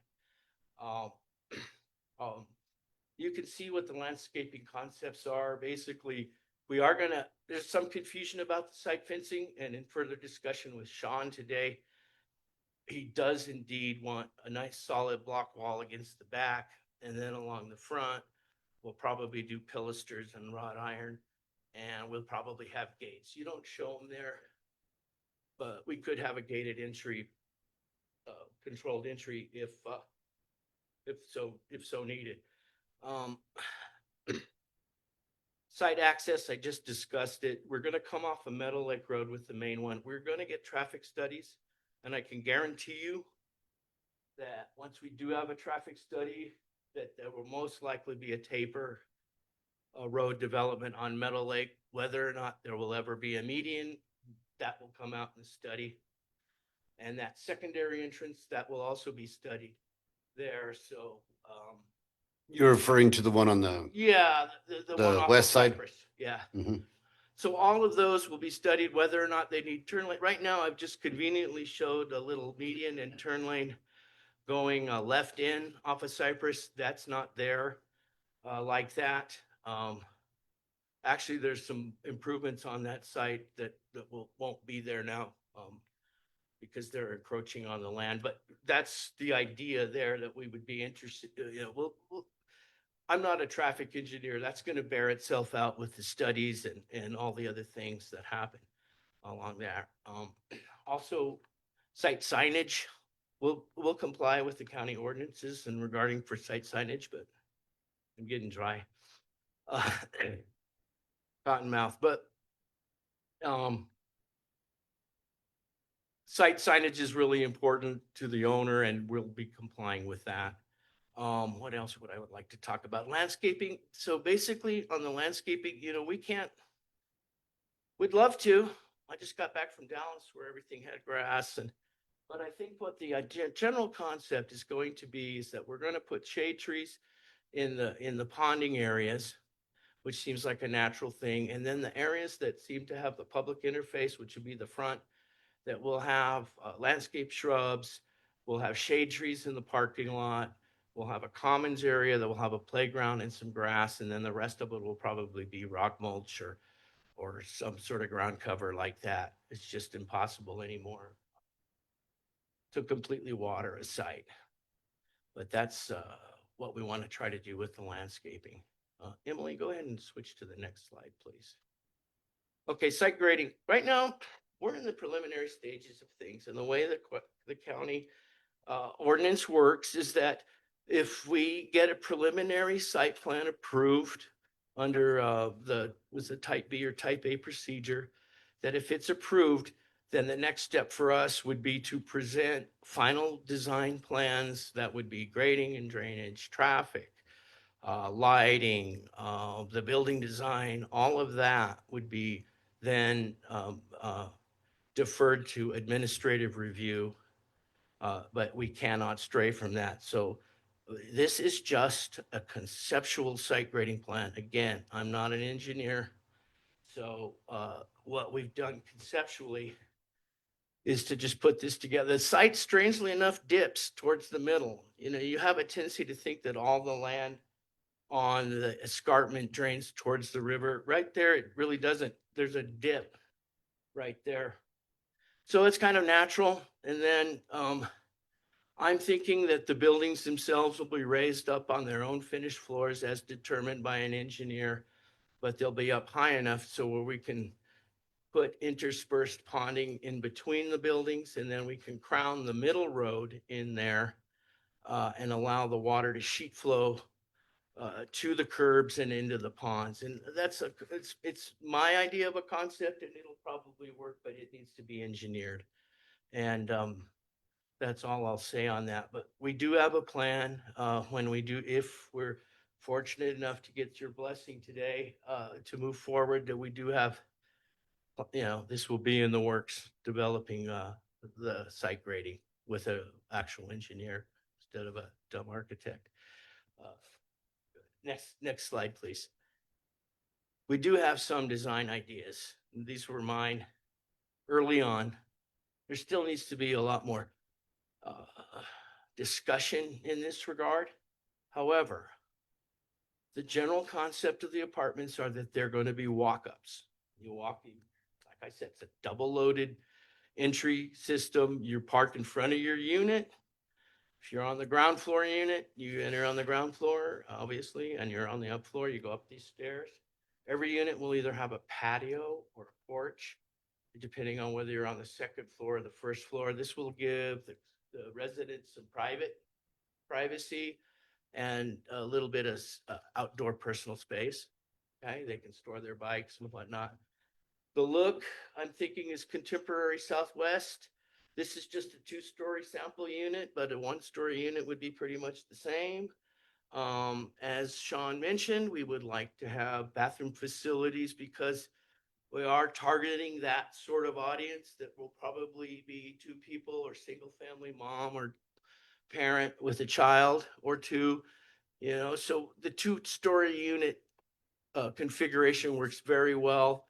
We would like to consider some 3-story units, 3 bedroom units as well. But this is just, like I said, this is just a preliminary to give you an idea of what the flavor might be out there. Okay. Emily, go ahead and move on to the next slide, please. Well, thank you. But I do have a conclusion. I left my script, but anyway, we're here. Thank you so much. Okay. The foresight for the future multifamily housing was already set by the commission many, many years ago when they approved the comprehensive plan and they created these SR zones for this very purpose. And here we are today. It took 20 years for the economy to come forward, but here we are today crossing that path. And we are the very first people to do this. Growth is scary. It's all, it always is. Change is hard, but this community is growing, and it's growing at a very rapid rate, and it's growing counter to the population statistics of New Mexico. Albuquerque barely grew in the last 10 years census, 25,000 people. This county grew 15,000 people. We were only 10,000 people behind the growth of Albuquerque. So this is very, very critical that we begin to develop housing options for our community and our county proper. Right now, to build an apartment in Los Lunas, sorry, anybody from Los Lunas, requires, you have to move mountains. That's why they're not happening, because of the water rights that you have to purchase. I did an 8-apartment complex in Peralta that we got zoning approval that will never be built because the water's going to cost $200,000 for 8 units.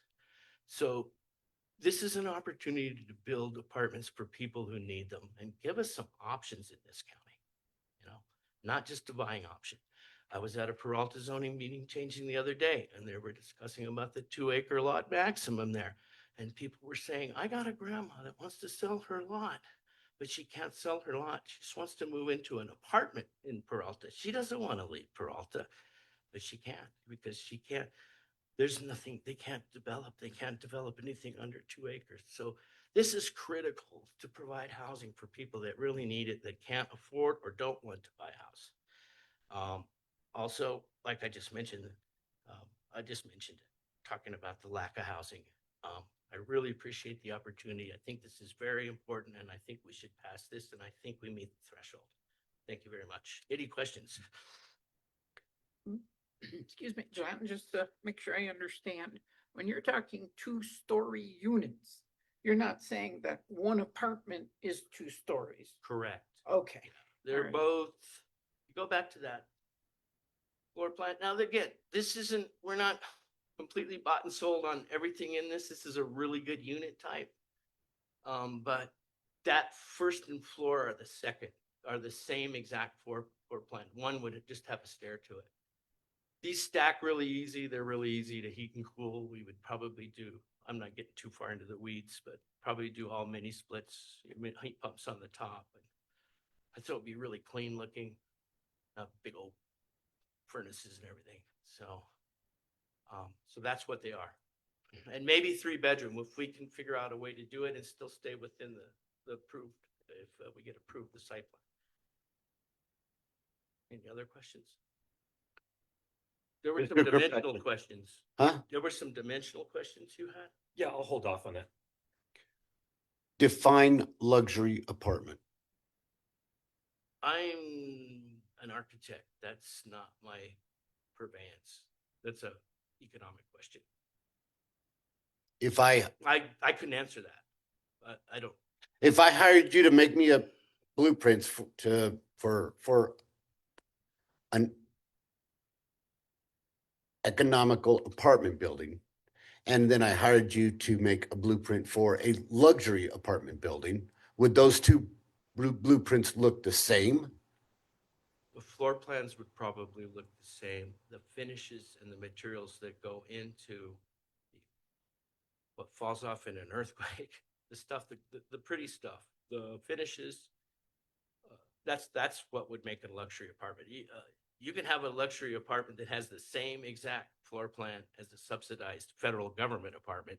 Okay. Floor so- plan works, but it's all about the Okay, finishes and the okay, things you I'll put take in. that answer. Yeah, I'll take what do that you- answer. okay. So- But yeah, I don't know what a luxury apartment needs. Okay, so would you, Economic. and if you don't know the answer, it's fine. Would you happen to know what the current average price of a new homeowner's monthly payment would be? Yeah, What, I would say probably around $1,600, $1,800. $1,600 to $1,800? I would say, based on. I have a mortgage on a $50,000 home, it's $1,800. But did you buy it Just- like within the last couple of years? We just refinanced it. We just refinanced it 2 years ago. Okay. So I may be wrong on that, but you're asking me economic questions. No, and like I said, I didn't say you had to answer it. I said, if you don't want to answer it, you didn't, but you Well, I said, guessed, sure. I'll and let- I got all right, laughed okay, at. all right. Well, not from me. Got laughed at. Maybe later. Right now, it's this gentleman's opportunity. Okay. Went over a lot of stuff. And you mentioned the SR zones and stuff, and that the foresight of our, Yeah, because as Sean mentioned, they came back and. but you also said that Yeah. change is hard, but you also said change is Well, hard. it is. It's hard for everybody. Okay, so. I've you- never had a project that I presented that were apartments that weren't protested, Okay, no matter what neighborhood. so according to your diagrams, we got a total of 221,575 square feet for the land that's being used to do everything, correct? Yeah. How- Where is it? how- Where is it? Okay. That's right. Yeah, it's been a while since I looked at those numbers. Go That's ahead. okay. If you want to go back to it, you can. That's fine. Ryan? Chairman Commissioners, I believe Emily's. Yeah, it's going right by- there. Right under project data, 5.77 acres, total site area, 221,575 square feet. Correct? Correct. So 116 units. Either, and I'm just going off of what I'm hearing here, military, new family, retirees, don't want to buy a house, would rather rent an apartment. Maybe they're stationed here for a year or two, and then they're going to get stationed someplace else. Maybe it's the retirees looking at their time. They want to be around other people during the last years of their lives because all their family's gone away. I don't know. whatever. But if it's a working family, and a working family has both husband and wife working, they would require 2 cars to go to work. But like you said, the county requirements would be 1.52, but you're at 1.65. 1.5 is the county Yeah, requirement. so, but you made adjustments for 1.65. Well, I'd like to say I made adjustments when I laid the whole thing out. I Mhm. counted all the parking lots. So- Yeah, it came out to 192. It came out to above the requirement. Yeah, so 100, so I just guessed it. I said 190, but you're saying it came out exactly to 192. Yeah, yeah. Okay, yeah. plus you've got maintenance, you've got 3 or 4 different leasing office, maintenance building Yeah. out, and landscaping, stuff like that. There's gonna be cars that are gonna have to park and stuff and equipment and stuff. I don't see that on the, I'm just meeting the requirement from what is actually written in the code for apartments. do you see that much parking space in that area? I do. I don't think everybody who has a 2-bedroom apartment is going to have 2 cars. So there's going to be some sort of averaging. No, I'm not saying they're gonna have 2 cars, but at 1.65, where you overestimated at 1.65, that's an overestimation by 0.15, correct? Yeah. Okay, yeah. so It just- even it- your it just is overestimate- What it is. I don't. Yeah, even at your overestimate at Yes. 165, at 1.65, you yourself say that that's 192 Correct. vehicles. Correct. So that's not, you know, that's not at 2 vehicles per apartment. That's 1.65 Exactly. vehicles per apartment. Correct. And that's an overestimate of what is required by the county, Yeah, we're correct? slightly over. Yeah, by 0.15, but it is an overestimate. So, Yes. so you're doing the right thing. You're overestimating. You're saying, yeah, I don't think. I'd always love to be over on parking. Okay, so, If I could help but it. do you see where you can get 192 parking spaces in that area? They're there in the site plan. I counted them all. Yeah. They're all there. Hmm. See the numbers? Zoom in, if you can zoom in. But the Yeah, way I do can't my see the site numbers. plans, I start with the number 1 on the very up left corner, and then I just number them all.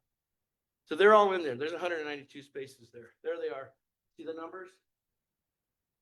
So I count all the way across when I get to the end of the row. I see where you got 192. Yeah, okay. So it ends up exactly. So on the 1 stories, they get closer to their, what you call it, but on the 2 stories, some of them are gonna have to park a little bit further away. Right? I tried to give 50 I understand. spaces for each unit, but Nah. somebody's gonna have to arm wrestle with yeah. a side or 2. Okay. The first come, first serve.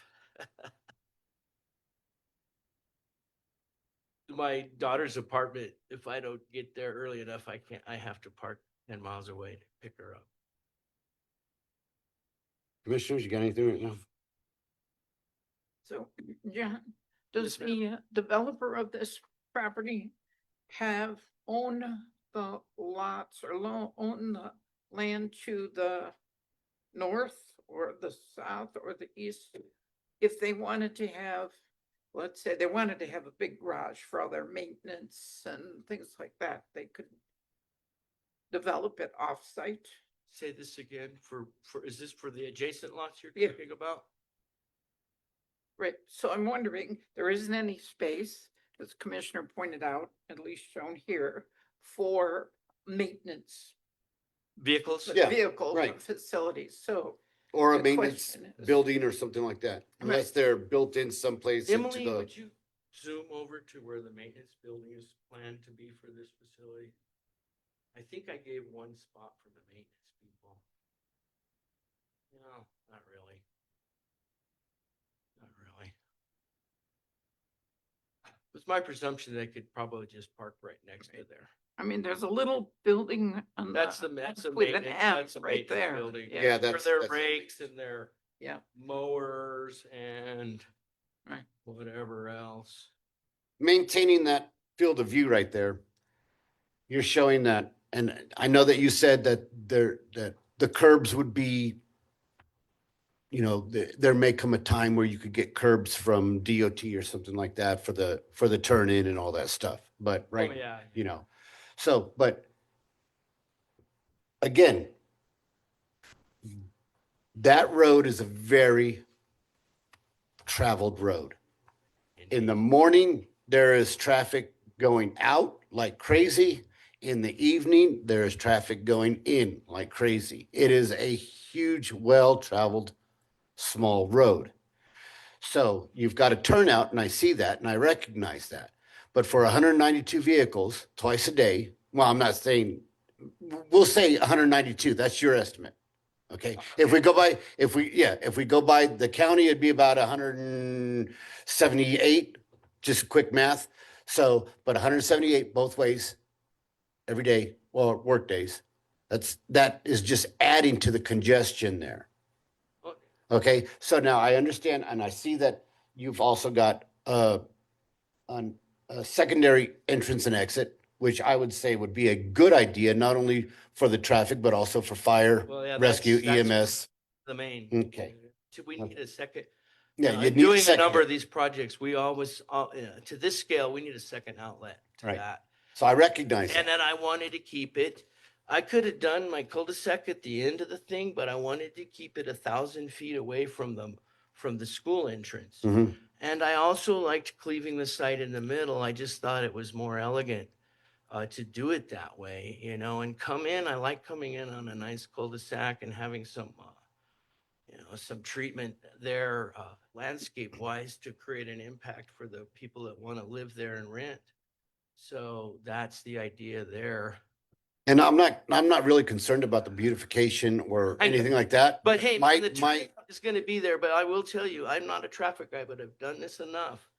You're going to have very, very few trips going into that cul-de-sac coming from the east. Very, very few. When they do that traffic study, there's not going to be many people coming from Meadow Lake and making a left into that because they're not living there. They're driving right by it.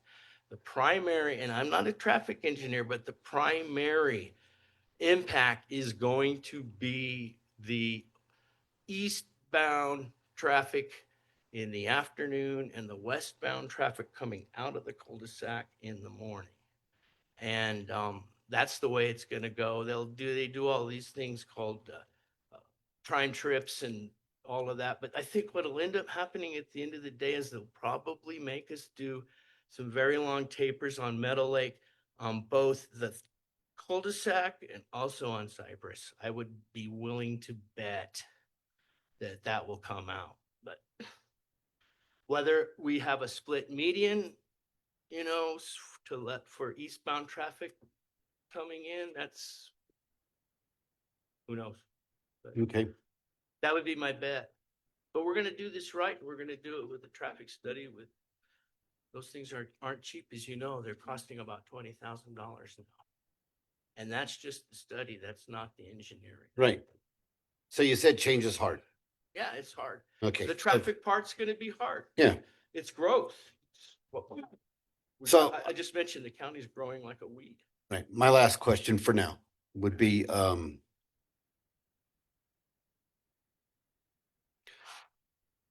why a conditional use and not just go for a full zone change? This is the procedure. There is, apartments aren't allowed in C. If you look at the code, the only place, this is the zone that is set up for apartments. Apartments aren't allowed in C. Correct me if I'm wrong, but I think this is where they want, this is where they, Can you speak in the microphone? this is where the commissioners 20 years ago wanted the development. It's set up, SR zone is set up for that. There is no other zoning that will cover. Am I wrong, Ryan? I don't think we can get apartments approved in C2. So Chairman, Commissioners, that is correct. SR, Suburban Residential District, is the zoning that does allow for multifamily for more dense development. So it is listed as a conditional use, not an outright permitted use. And that's what is the request for today. So we did have some preliminary discussions, looked at the zoning of it. The zoning is correct, but the reason he's in front of you today is it is listed as a conditional use under the SR.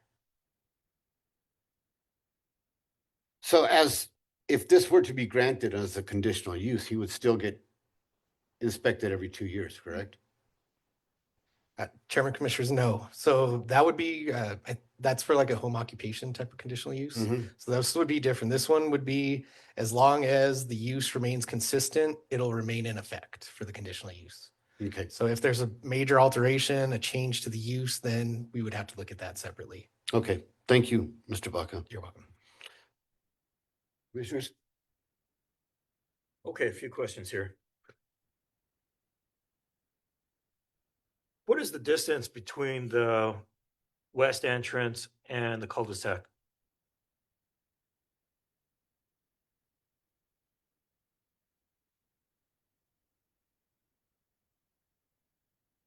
I don't know. Emily, oh, here it is, here it is, here it is. Okay, about 100 feet. Okay, hang on, time. 100. 500 feet. And the distance from the cul-de-sac to the east area? Is about 400 feet. 350 to 400 feet. Okay, and what's the distance for the cul-de-sac? What's the diameter there? Diameter is, I realize a lot of this is going to be covered by a code inquiry, yeah, but I want to be Well- rest assured. it meets the minimum Los Lunas cul-de-sac standards of 80 feet, or is it 60 feet? 60 feet. 60 feet, which is, I utilized the Los Lunas development standards for a private cul-de-sac, not a developed cul-de-sac that's 80 feet, I believe.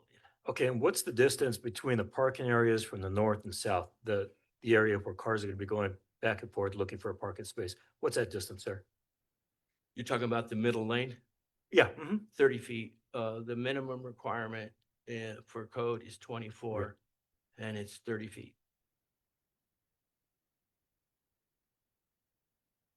Okay, so the 60 feet cul-de-sac has got to be unobstructed, i.e. for fire apparatus to make that turn successfully. So Yeah. the trees in the middle probably have to be removed. Now, it exceeds 150 feet from the cul-de-sac east to, I'm not sure exactly what building that is, if that's more apartments or not. At That's the all end, apartments, yeah. Okay, so And- how is an apparatus going to turn around in that area? well, fire trucks are allowed a T or a circle. Okay. So the T will work. And what's the distance there between the parking spaces and, let's say, the two trees there? 40 feet. See the PU? So it's less than Yeah, 60 feet. there's a public, if you looked at that, there's a public utility easement right there. We can't build on that. Mhm. That's where all those utilities that we were talking about are, the water, the gas, the sewer.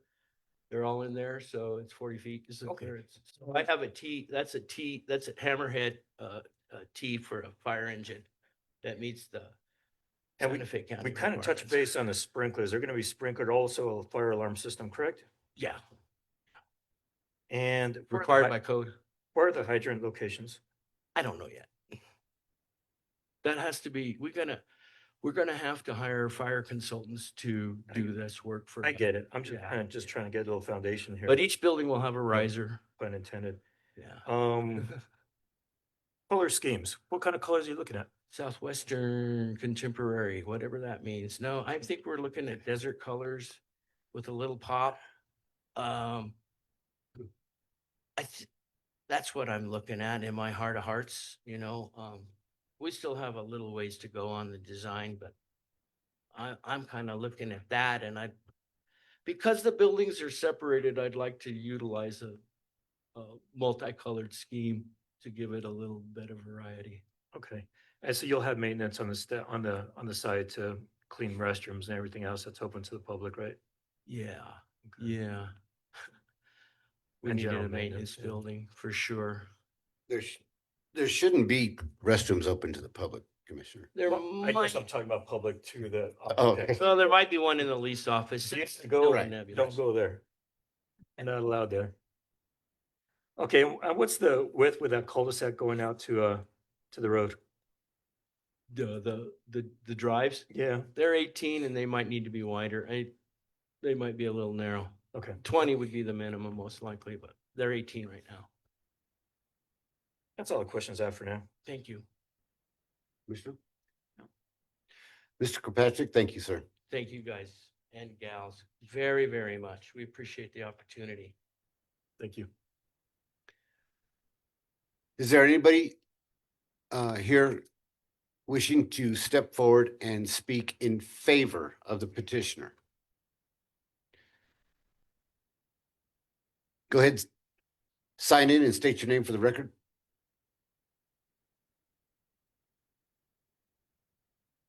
Hello, Commissioners. I signed in already. My name is John C. Trujillo, lifelong resident of Valencia County. This particular area, I do a lot of business in as well. I'm one of the local contractors that does a lot of the dirt work for these subdivisions, and I also run a lot of Black Rock Services, which is right across the street on the Manzano Expressway, which we have gravel, rock and gravel business across the way. You know, looking for apartments in Valencia County is really hard, especially for some of our workers in this area. You know, a lot of them are single men that are looking for a 1-2 bedroom apartment. And they do a lot. We do quite a bit of work. We bring quite a bit of people in from Albuquerque, especially into this area. We have quite a bit of development. We work throughout the whole entire state. Valencia County is one of my biggest vendors that I do work for. And our company is Young Guns Construction, and we also have quite a bit more. And we're trying to bring everything back into Valencia County because of the growth that has been happening in this area. You know, Los Lunas is the biggest growing community from what I see in the state right now. And the options of renting and buying are getting slim to none in this area, which is good for also growth. You know, when they talked about this area, I haven't seen development in these areas happen in really my whole entire life that I've lived here, right? Las Matavillas Park, which is right down the road, is going over, an $800,000 overhaul right now. So they're starting to fix up these areas and really bringing in apartment complexes. I look at the growth in revenue that's going to bring into this particular community.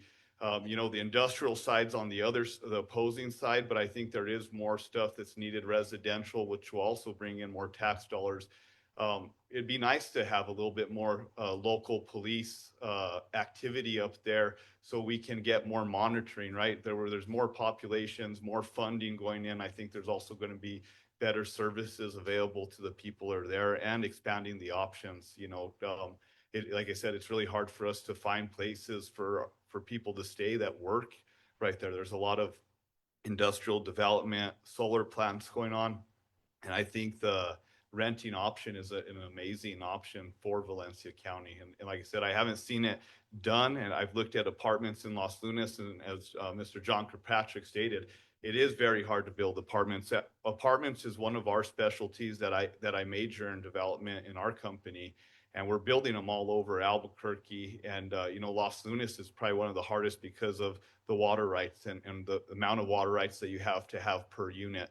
Now, Valencia County themselves don't have the water rights, but the customer, whoever the developer is, would have to get that passed through the state engineers acquiring their own water rights that's needed. Correct. For this area. So, I am in favor of this. You know, I really think the development's needed up there.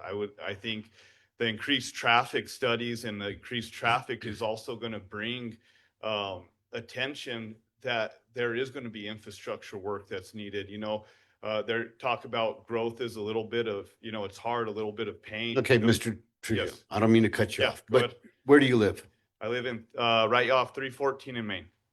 Okay, so you're not in standing. You don't have standing on I this. think we received a letter because of the business that's across the street there, just notifying us. We're literally right across the street at the, yes, right on the other side of Van Parish.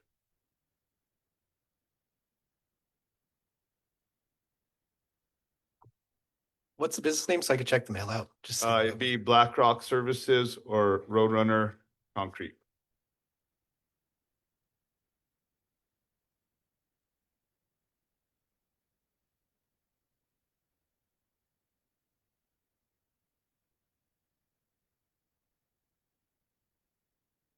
would it be New Mexico House Partners LLC and Roadrunner Property Buyers LLC? Either Roadrunner Property Buyers LLC. It'd be right there, literally across the street from Van Parish. Mm-mm. I don't see him. I don't see it. Yeah, I don't Okay, think we So- have that as a. Yes, sir. like I said, I'm very lenient and I let people come up, Yes, but sir. there's other people that are gonna want to talk as well. Understood. You're not in standing, so, but I give everybody an opportunity to Yes, come forward. and I appreciate You- it. You put your hand up, but I can't, I gotta move on. And if you Understood, don't sir. have standing, then I gotta cut you off and I don't mean to. I'm not Don't trying to mean be I'm rude. Perfectly So- fine with that. Okay, John, I appreciate that. Thank you very much. Commissioners. Yes. Thank you. Anybody else present wishing to speak in favor of the petitioner? One more opportunity. This is your chance to step forward and talk if you are in favor of the petitioner. Hearing none, is there anybody present wishing to speak against the petitioner? Yes, ma'am. I recognize her first, okay? Come on up. Did you receive a letter from the county? Okay. Go ahead and state your name, sign in. I've already signed in. My name is Angela Londabazo. Go ahead. So I own properties lots 21 and 22. A Mhm. home is on them on Owens Drive, so it's, the proposal is right up against it. I did, submit, Yes. hard Got your copy letter. and email. So a lot of them have already been talked about. So one of the things that I wanted to readdress was, the water. I bought the properties up there in 96. And it's the same water tower from then. There were 3 streets. That's all that there was when in 1996. We have had water issues. So, one of the things that they have on their plans is the water main on the plans that he just had up. It was a 12-inch water main. There was only one. So I don't know where the rest of the water, he said they had access to 2, but only 1 is showing. So I don't know about the water. I question the amount of water. They're talking about fencing and using block and wrought iron fencing. Is that on both sides? Does that go against, is it proposed to be against the properties, like my property and everybody else's? And who's maintaining that? The other thing is the water. Their Owens Drive floods because there's issues with who's supposed to maintain the drainage. It's the HOA says that the city has to, the city says that the HOA has to, and nobody does. There is no drainage. So now we're talking about more water issues onto Owens Drive, which I see as a problem. The traffic flow, again, that is a major concern because that traffic is very heavy. And I know that there are a lot of wrecks up there. It's a 2-lane road. They put an entrance into Cypress, but even that backs up. Owens Drive comes out. You can wait there for a long time before you can get out on the road in the morning. Okay, you're going quick and I appreciate I that, am. but let me answer it while I've got it on the top Okay. of my head, okay? So part of the reason that we ask so many questions is because we are concerned about the same issues. We are concerned about all the residents of the county, okay? Right. We are concerned about all the buildings that are being brought in and stuff like that. And that's why we have the rules, regulations, and specifications of what the needs and wants and desires of all the people can be and should be and will be. So you said water, on the design, you saw only one 12-inch pipe. Understand that design that we were looking at was just a rendering. It wasn't the actual, even though Kirkpatrick Architect was nice enough to throw in measurements and stuff, it was still just a rendering. In other words, nothing is written in stone. But by the by what is said here, by what Mr. Gabaldon states, all of those things, there's a record. There's a complete record of everything that's being said here. And those things go into, if this does get passed, then these things will come back to to not haunt Mr. Gabaldon, but you know, he's gonna be held accountable for saying, hey, you said brick wall, so we expect a brick wall. Does that make sense? Understood, yeah. So when it comes to fencing, Mr. Gabaldon, who's the person doing this, he said brick wall, then that's gonna be on the list. Either that or it gets stopped. Even if we were to say, if we were to pass it and we're like, yep, you have carte blanche, go ahead, get it done. And then he starts cutting corners or doing something that he said he wasn't going to do, then we can cause a pause or cause a stop. Does that make sense? Okay, Yes. so as far as the drainage and stuff, now, again, that's just a rendering. So when the real architectural plans and stuff, including land leveling, drainage and all that stuff comes in, it's got some very strict requirements. So that will be caught as well. And then the traffic flow, I think everybody is aware of the traffic flow. And so I'm not saying that don't say it, because I like to hear it from the public. I like to hear people saying, I'm concerned about this. So, and I did read your letter, and you're going over a lot of the things in your letter. Yes. And I know that lighting and stuff is a big thing, but we brought that up. That's going to be addressed and those type of things. So go ahead. Now we're caught up. I still have a question with. Yes, ma'am. Go with the ahead. Wall, because is the wall, so he mentioned the wall going on the roadside. I'm talking about on the back side of the property. But- Is it the same thing? Yeah, I go don't ahead. know. So this is going to be an HOA, yes. And I would assume there will be protective covenants and maintenance. Now, we can't enforce protective covenants, but it would be nice if we could get a copy of those covenants to see what the owners are responsible for maintaining or doing, or the promises that, you know, they're making to the people who are going to invest in this community. So I don't know if those are available, but it might be a good piece of information. Sure. Yep. Yeah, From my definitely. understanding, our HOA person is not present. Okay, but the, Yeah, you know, but the owners are and the investors are, so you might see if you can get that. They should be recorded with the county. I have a copy, but it's at home. Oh, okay, so So I would have been interested in. I should have brought him, I guess. I didn't think of that. So, All right, so everything else, I mean, I've given you, and Yes, you ma'am. did direct a lot of it. I just want to make sure that my concerns, whether they're voiced or not, have been present. Oh, yes, definitely, definitely. Yes. Awesome. And I hope that you feel that your concerns have been heard. I hope so. Okay, all right. Okay. Angelia, thank you. Angela. Okay, so I did pronounce it the way it's spelled, right? So I wasn't like making fun or not. Okay, so, yeah, all right. Anybody else present wishing to speak against? Sir, please come up, sign in, state your name for the record.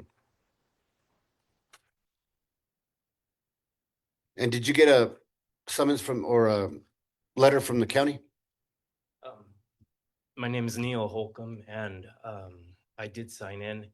I didn't get a letter, but I'm here on behalf of my mother-in-law who did get a letter. She lives by Owens, and So did she give you a letter saying that you could talk for her? no, she didn't. But Okay. I also live in Cypress Gardens on the next street over in on Stewart. But did you receive a letter from the county? I did not personally. No. Okay, so you don't have standing, but I will listen to you. So Okay. I'll let you, if you've got a statement or something, that's fine. Okay? What's your name again? My name is Neil Holcomb. Neil, what? Neil Holcomb. Holcomb. Holcombe. Thank you. Go ahead, sir. So we're all really concerned about the traffic, especially the inlet on the Cypress Gardens side. I can guarantee that if you add that much amount of traffic, all the people on the back side of that going to work in the morning is going to be backed up tremendously. So we're very concerned about the traffic coming in and out of their emergency vehicles. These are a lot of our concerns coming in and out of Cypress Gardens. As far as the covenants are concerned, Sam, which I'm surprised he's not here, representing us right at the moment. The covenants are being reviewed at the moment because we don't have a good working covenants for the HOA for the first phase of Cypress Gardens. They need to be rewritten, and one of our major concerns is you're talking about adding on a commercial part to a residential HOA, and the covenants and the HOA don't speak of anything that would govern or be under the umbrella of what they're talking about developing. So there would be no protection for the rest of the phase one, at least, of Cypress Gardens.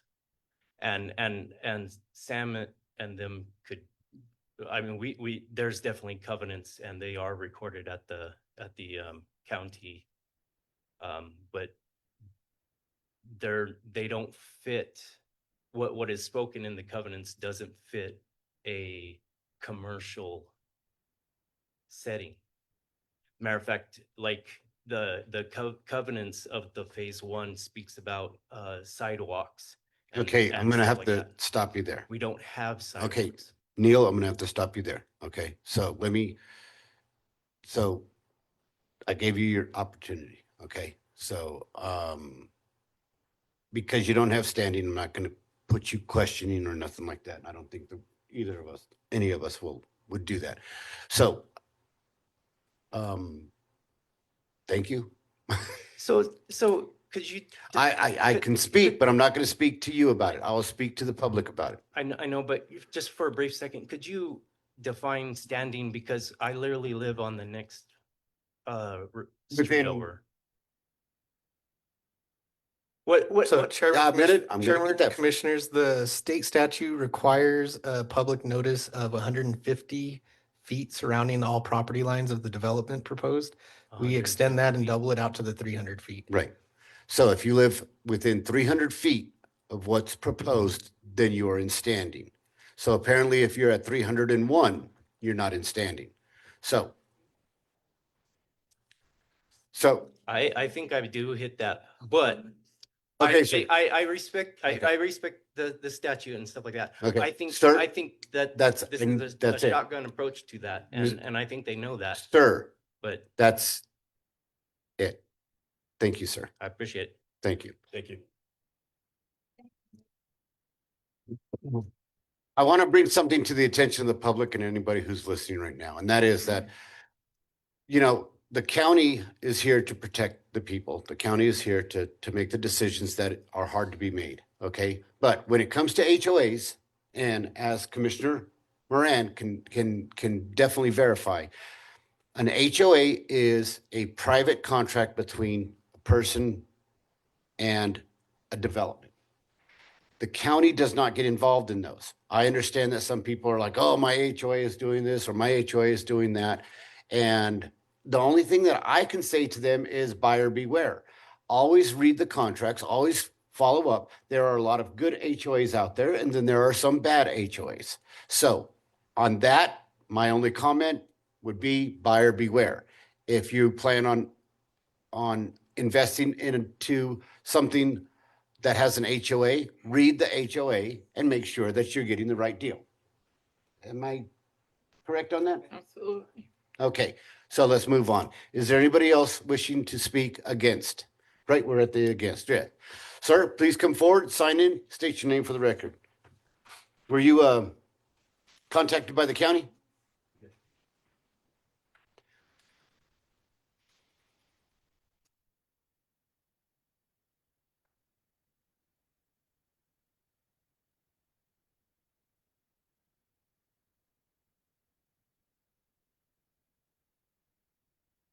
Good evening. My name is Jack Siamu and I live on 5 Owens Drive.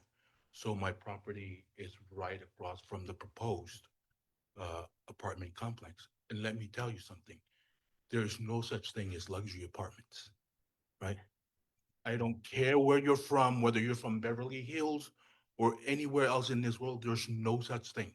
We can all look at every single apartment complexes here in Valencia County, Los Lunas, Belen, where else, Albuquerque. There's nothing. There's no such thing. They may look nice inside, but on the outside, the majority of the apartments that we see here in Valencia County, in Los Lunas and Belen, there's a lot of work that needs to be done in those apartments. And on top of that, it is a known fact that there is a different type of clientele that is attracted by apartment facilities. Why do I know that? Because the agency I work for just purchased an apartment complex here in Valencia County to assist with homeless kids that are here in Valencia County, and we had to deal with remodeling all of these apartments that we purchased because of the clientele and the type of person that is attracted by apartments. So for the land or for the developers to stand up here and say these are luxury apartments, I can swear to you that are not none of the apartments that I've seen are luxury apartments.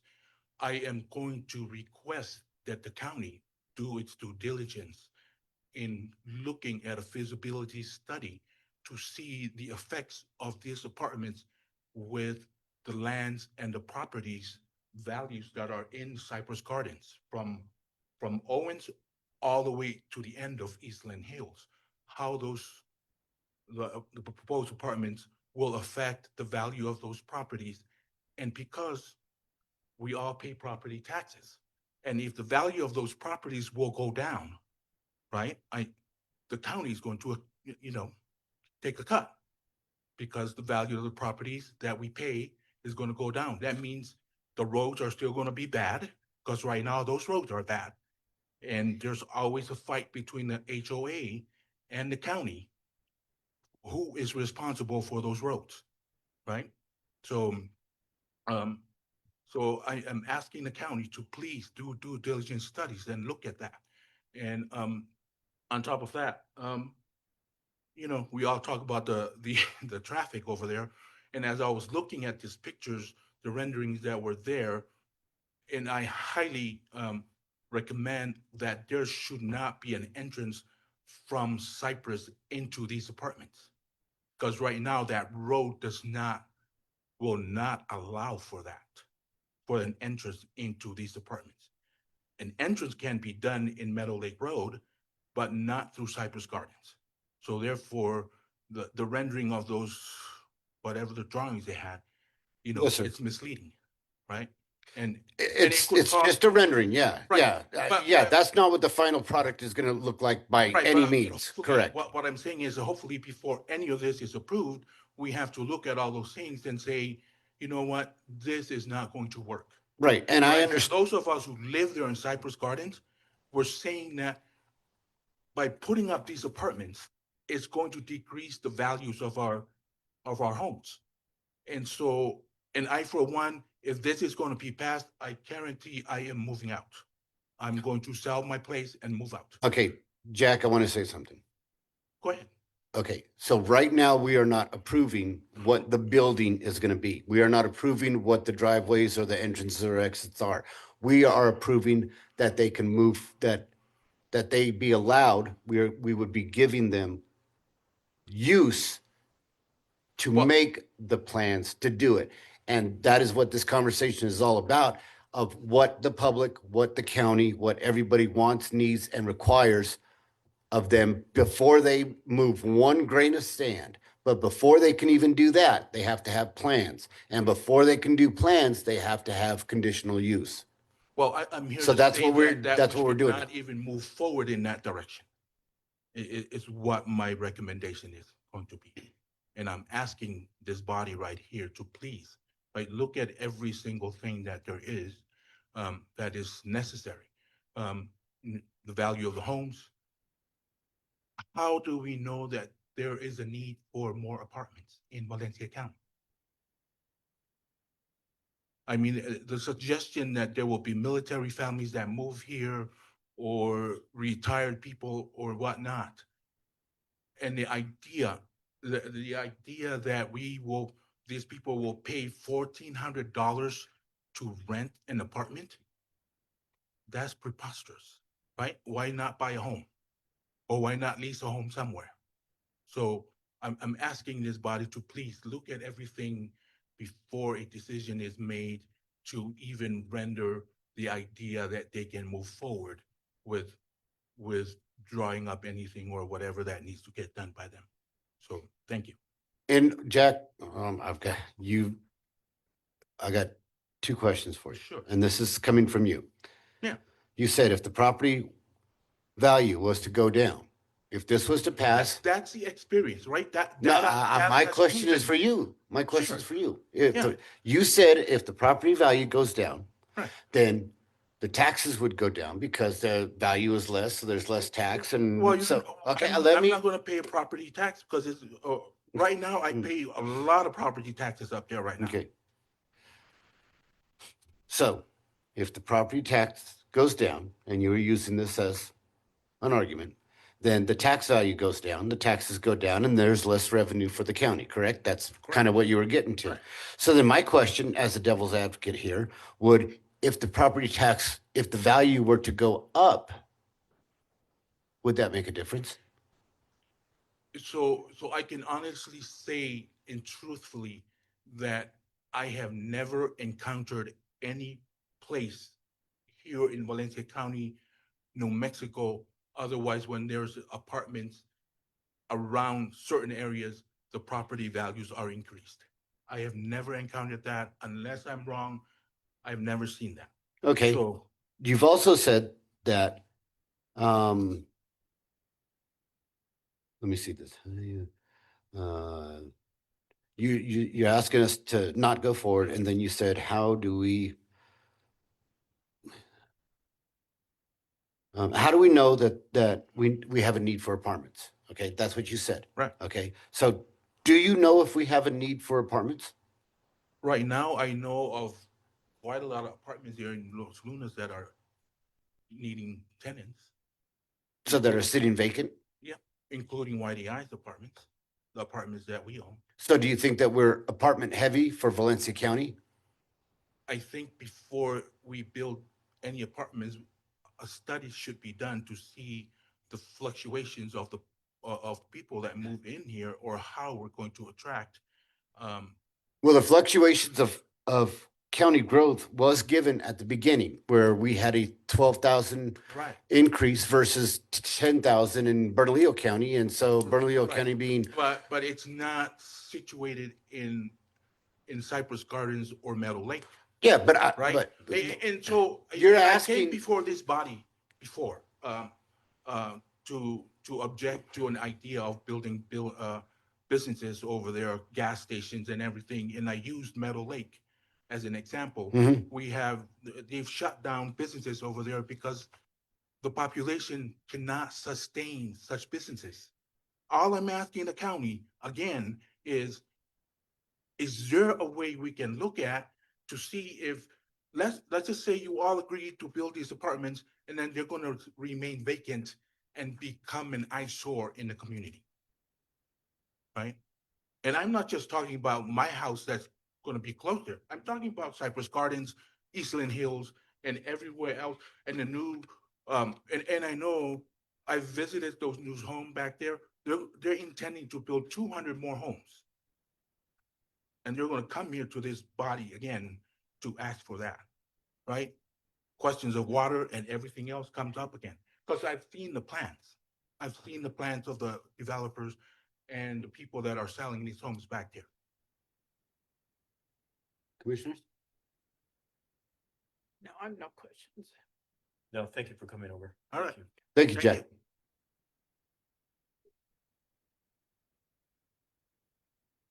Is there anybody else present wishing to speak against this? Yes, sir. Please come forward, sign in, and state your name for the record. Were you contacted by the county? My name is Anthony Bertrand. Yes, sir, I was. Go ahead, sir. One of my first questions is, the acreage that it shows is 5.77.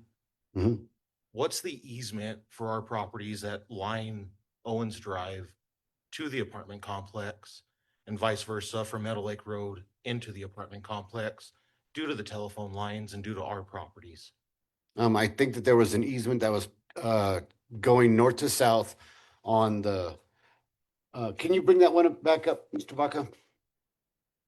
And that was a 15-foot easement, right? I think so. That was for the power lines going over or the gas line or something. So are those easements, Huh? included in that 5.77? Yes. They would have to be.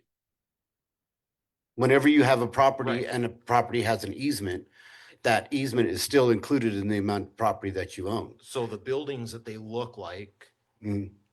are that layout, is it included? Do they have the acreage of the actual building structures and everything? That you would inside? have to discuss with the architect. Okay, So I'm sure that they would. Can they build over those easements? No. That is why architect John Kirkpatrick had said that hammerhead part of the parking lot was the easement, if I'm not utility. mistaken, easement. right?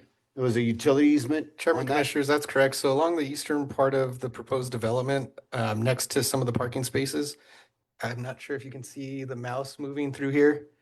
So that's the easement there, and then it's also lineated here on the topographic The map. easement I'm asking about is the north and the south side. No, I don't see no easements there. So their wall is gonna be back up right to my property? Well, I'm sure, That's under- what I'm asking. That's what I'm asking. Is there gonna Okay, be? Anthony, right? Yes, sir. Okay, I don't know where their wall is gonna go. And like we were saying, these are just renderings, okay? I understand that. So, and so it's hard to say. And I would, if we will have that information later on down the road, if this were to get passed. If this gets passed, then they're gonna have to come up with finalized plans that will come before many boards and will have to get finalized. Correct. Okay, so I can't answer if it's gonna be right up against your property, but I don't know any property owner that would put a fence directly on a property line. Because if you put it on the property line, then half that fence is your neighbor's and they can do with it what they want. So you usually do a setback so that Right. if the neighbor's like, oh, well, I'm gonna hook my fence to yours. No, you're not, because then you're coming on my property to do that. So those type of things are taken into account.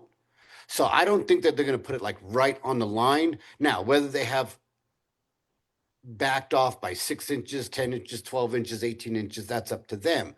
So, but right now we're not really getting that far into it. And I don't want to sit here and tell you a number, which I have no say over. I don't want to bring the petitioner back up here and say, well, how far is that fence going to be? Because, All right. you know, Yes, sir. does that help you out? Yes, I was just curious if. Yeah. if Is the that, acreage, you're asking a question that we can't answer right now. right, so my overall question was the overall layout Mhm. of the apartment is Mhm. within the 5.77. Yes, sir.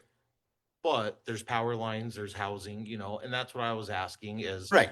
That area, is that included Yes. to where they can say, okay, this is gonna fit inside of that area minus this? Yes. And then there's also drainage ditches behind the properties that take up part of that land that the water flow from Owens Drive is supposed to go into. I didn't see any So, ditches on there. Did you? There is a huge Okay. water ditch. Hold on, right hold on. behind- We're gonna look it up. Cool. We're gonna look it up, dude. That's what I love. Yeah. People when they come up and they're like, no, I know that, and I'm like, cool. I want to see it.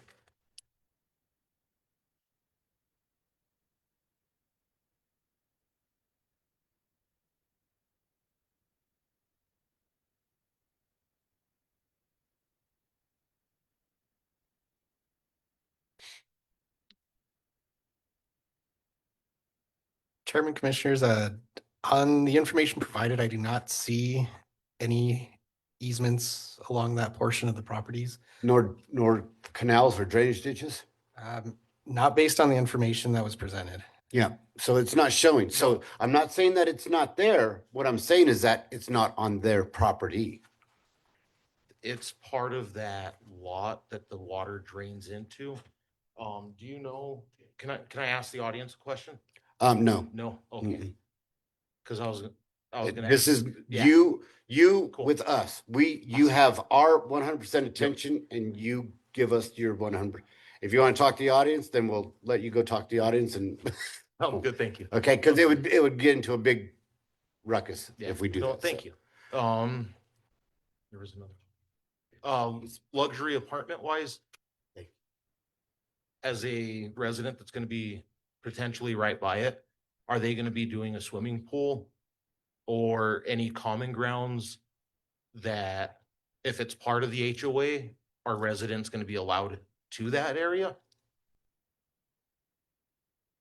Their residents would be allowed to that area because it'd be an HOA. And Chairman, Commissioners, this is getting into the weeds of beyond Yeah, what we're here for. I'm trying to give you your time. I really am. Awesome, thank you, sir. Okay, so, but you're asking things that are just, they're way too far. We're not, magic ball to show me. I don't know. So it's just, you got to go on the facts, and the facts are the facts.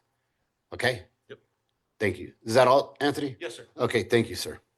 Anybody else present wishing to speak against? Yes, sir. Ma'am, I'm sorry. You got to come forward and you got to. Is this in reference to you are against the petitioner, correct? Yes, I have no. Sign in. Here, Okay, and what's your name? Sanchez. Please speak into the microphone. I'm sorry, I apparently have no standing because Okay. I don't live there.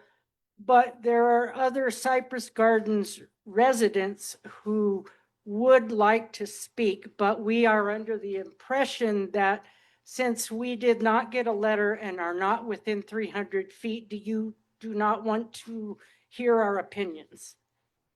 It's not that we don't want to hear your opinion. It's that,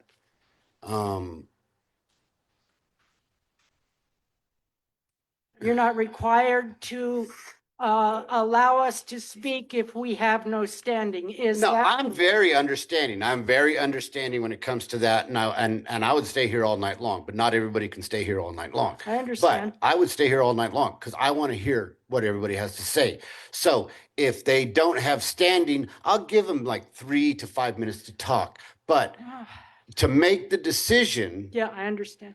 we have to go on the facts and the people that have standing. Okay. So does that help you out? Yes, I Okay. yield to anybody else who has standing. I'm very, very sorry that the people that you really needed to hear just left. Thank you very much. Okay. Thank you. hon. Anybody else present wishing to speak against the petitioner? Now's the, oh, I'm sorry. Hun? Come forward, sign in, state your name for the record.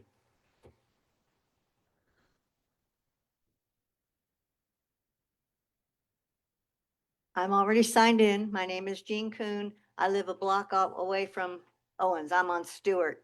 So this does pertain to me. Did you receive a letter from the county? No, I did not. So I'm going to give you a few So- minutes to, I appreciate that. Go Thank ahead. you.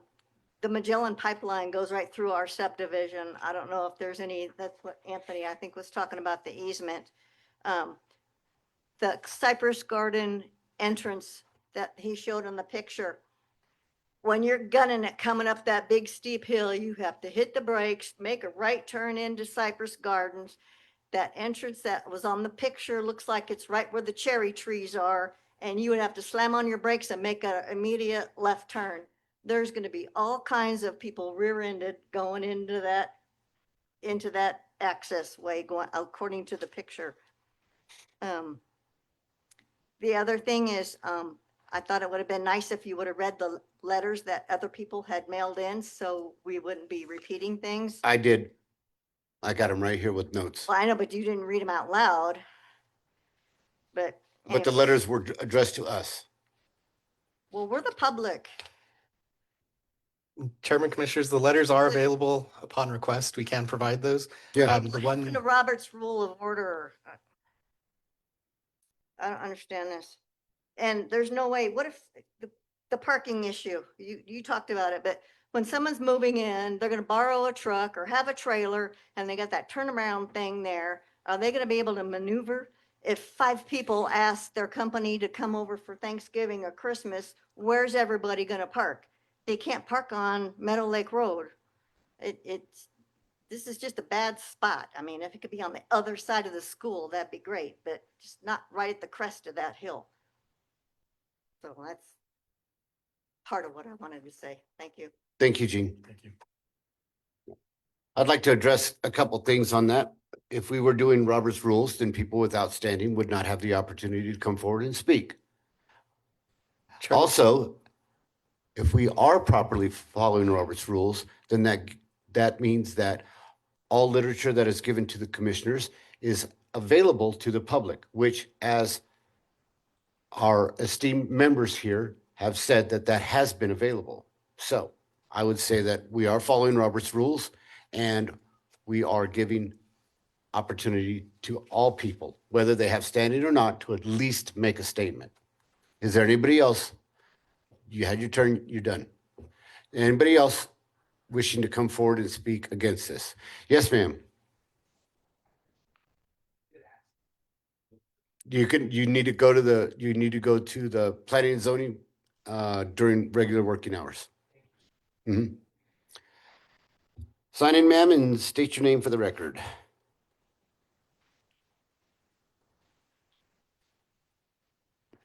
And were you contacted by the county? I did not receive any, no, I wasn't.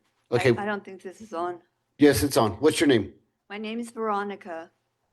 Okay, so we talk about these letters that were sent out to everybody within that jurisdiction. How many letters went out?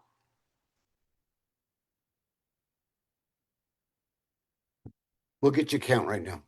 Chairman, Commissioners, off the top of my head, I want to say 54, but we'll count them to be sure.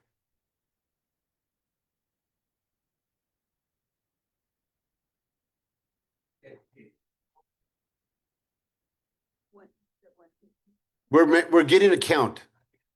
Okay, we're getting a count, sir. Okay, Okay, I apologize. Chairman, Commissioners, there was a total of 42 letters sent. 42 letters went out. And what was the amount that could have been sent out? 42 There's only 42 people. living within a 300 feet of that area. Correct. Okay. Well, the only thing other thing I'd like to say, anyway, I agree with those opposed because when you're on that road from Laladetta, North Loop, going up that road is not even in compliance. With easement, with width, nothing. People have gotten killed on that road. Thank Okay, you, sir. thank you, Veronica. Amen. Is there anybody else present wishing to speak against this petition? Now would be the time if anybody would like to come forward and speak against the petitioner. Hearing none, commissioners? Well, I'd like to reiterate, oh, the lady had her hand up. Too late? Too late. All right. So I'd like to reiterate what our chair has said. This is just a preliminary draft. There is so much that has to be done before anything can move forward. There will be a traffic study done. And the developers have to pay for that. They have to do the improvements. They don't go one step further until that stuff is done. And if they don't want to put the money into it, then they don't get to move forward. So same with water and sewer. They have to go through all the state and review processes. And so if it isn't available, they can't move forward. So remember, this is just to kind of look to see if their proposal meets what the designation for this land is. So that's my 2 cents on it is, you guys, there's so much that has to be done. And you need to, I would encourage the developer, Mr. Gabaldon, whatever, to perhaps schedule a meeting with the Cypress Garden community and talk to them a little bit about their concerns and I think he's willing to do this. This is a major, huge investment for him. I personally am confused a little about the homeowners or the association covenants. Are they just the existing ones that are being upgraded? Well, if they are, then you owners have the authority to approve them or disapprove them. So there's so many things in this. If they're making a whole new set of covenants just for this particular thing, which I think they're doing, then that is not going to impact the existing covenants. But it's a good thing to know what they're writing. So there's many, many, many steps that have to be taken. And rest assured that the planning and zoning staff and this council here is looking out for your best interest. And it just sometimes doesn't seem like it because you don't get the answers you want, but we don't have the answers yet for you. But rest assured, we'll be watching. And that's all I have to say. Thank you, Commissioner. Commissioner Chavez, No further questions. can we get the petitioner back up?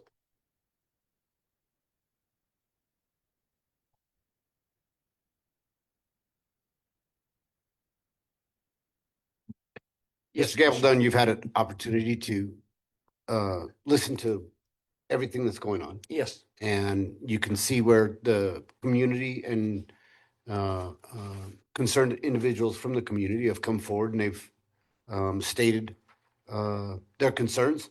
yes, sir. And you understand that everything that you've said and everything that you've addressed the commission with, we will, if this were to get passed, we would be maintaining, you know, okay, we would hold you to that standard. Correct. So.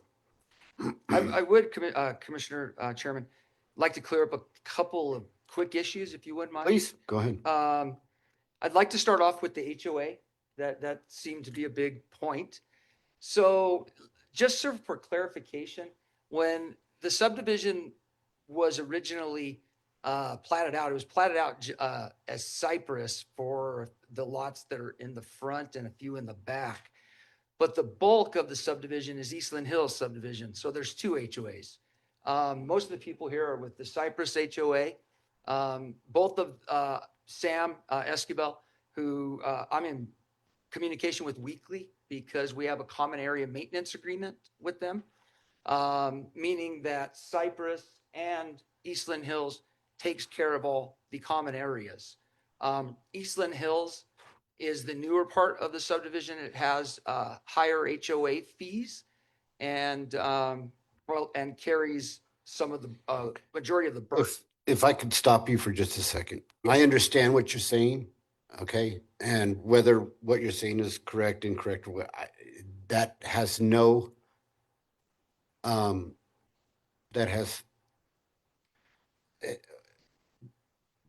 it's the HOA, we have no say over that. Correct. We have no say. So we're here to discuss what we have say over.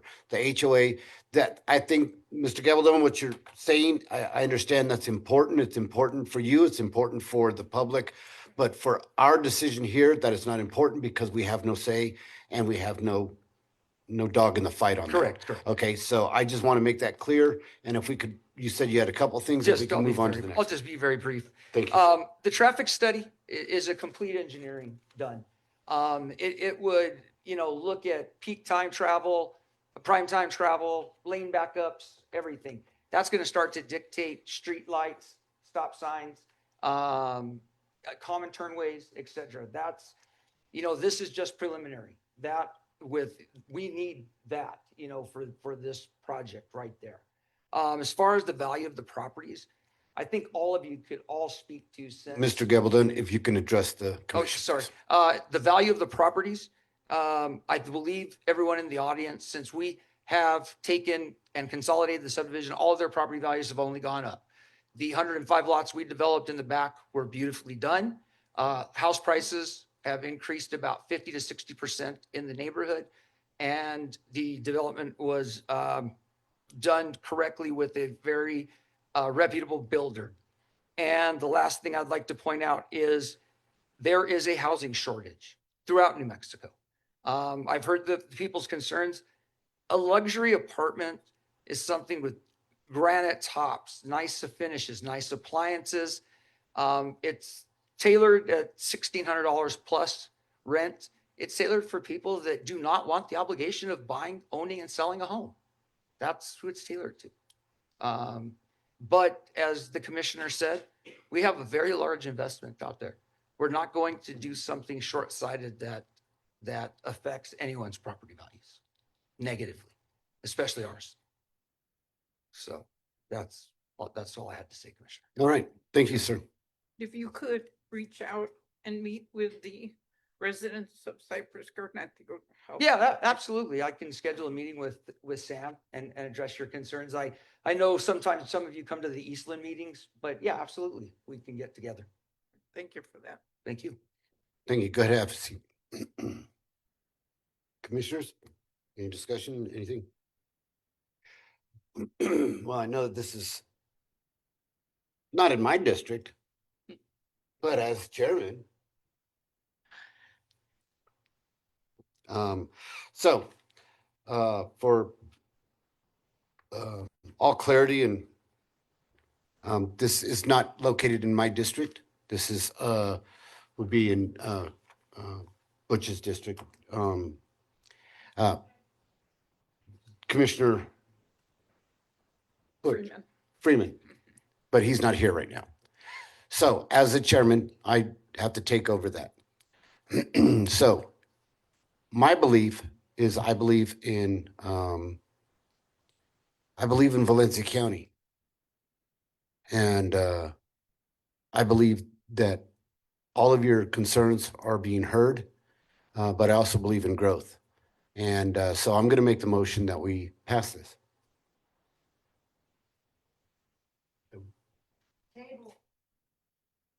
I'll second. So there's a motion with a second. Any discussion on the motion in the second? You want to discuss it? No. No? Call the vote. Commissioner Chavez, how do you vote? Yes, go forward with a preliminary study. It's conditional use. Conditional, yes. So you have to reword that. Sure. Yes.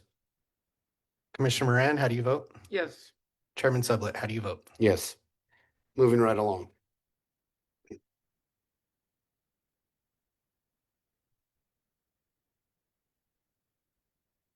Action item 7C, site design review 2025-084, District 2, P&Z Commissioner Freeman, Board of County Commissioner Richardson. Mr. Chairman, Baca? Chairman, Commissioner, before you this evening is the request for the site design review, number 2025-084, District 2, P&Z Commissioner Freeman, BOCC Richardson. Vermilion Lakeland and Cattle Inc. LLC requests a preliminary site design review of a multifamily housing project with 116 apartment units. Legal descriptions as were read previously on the agenda.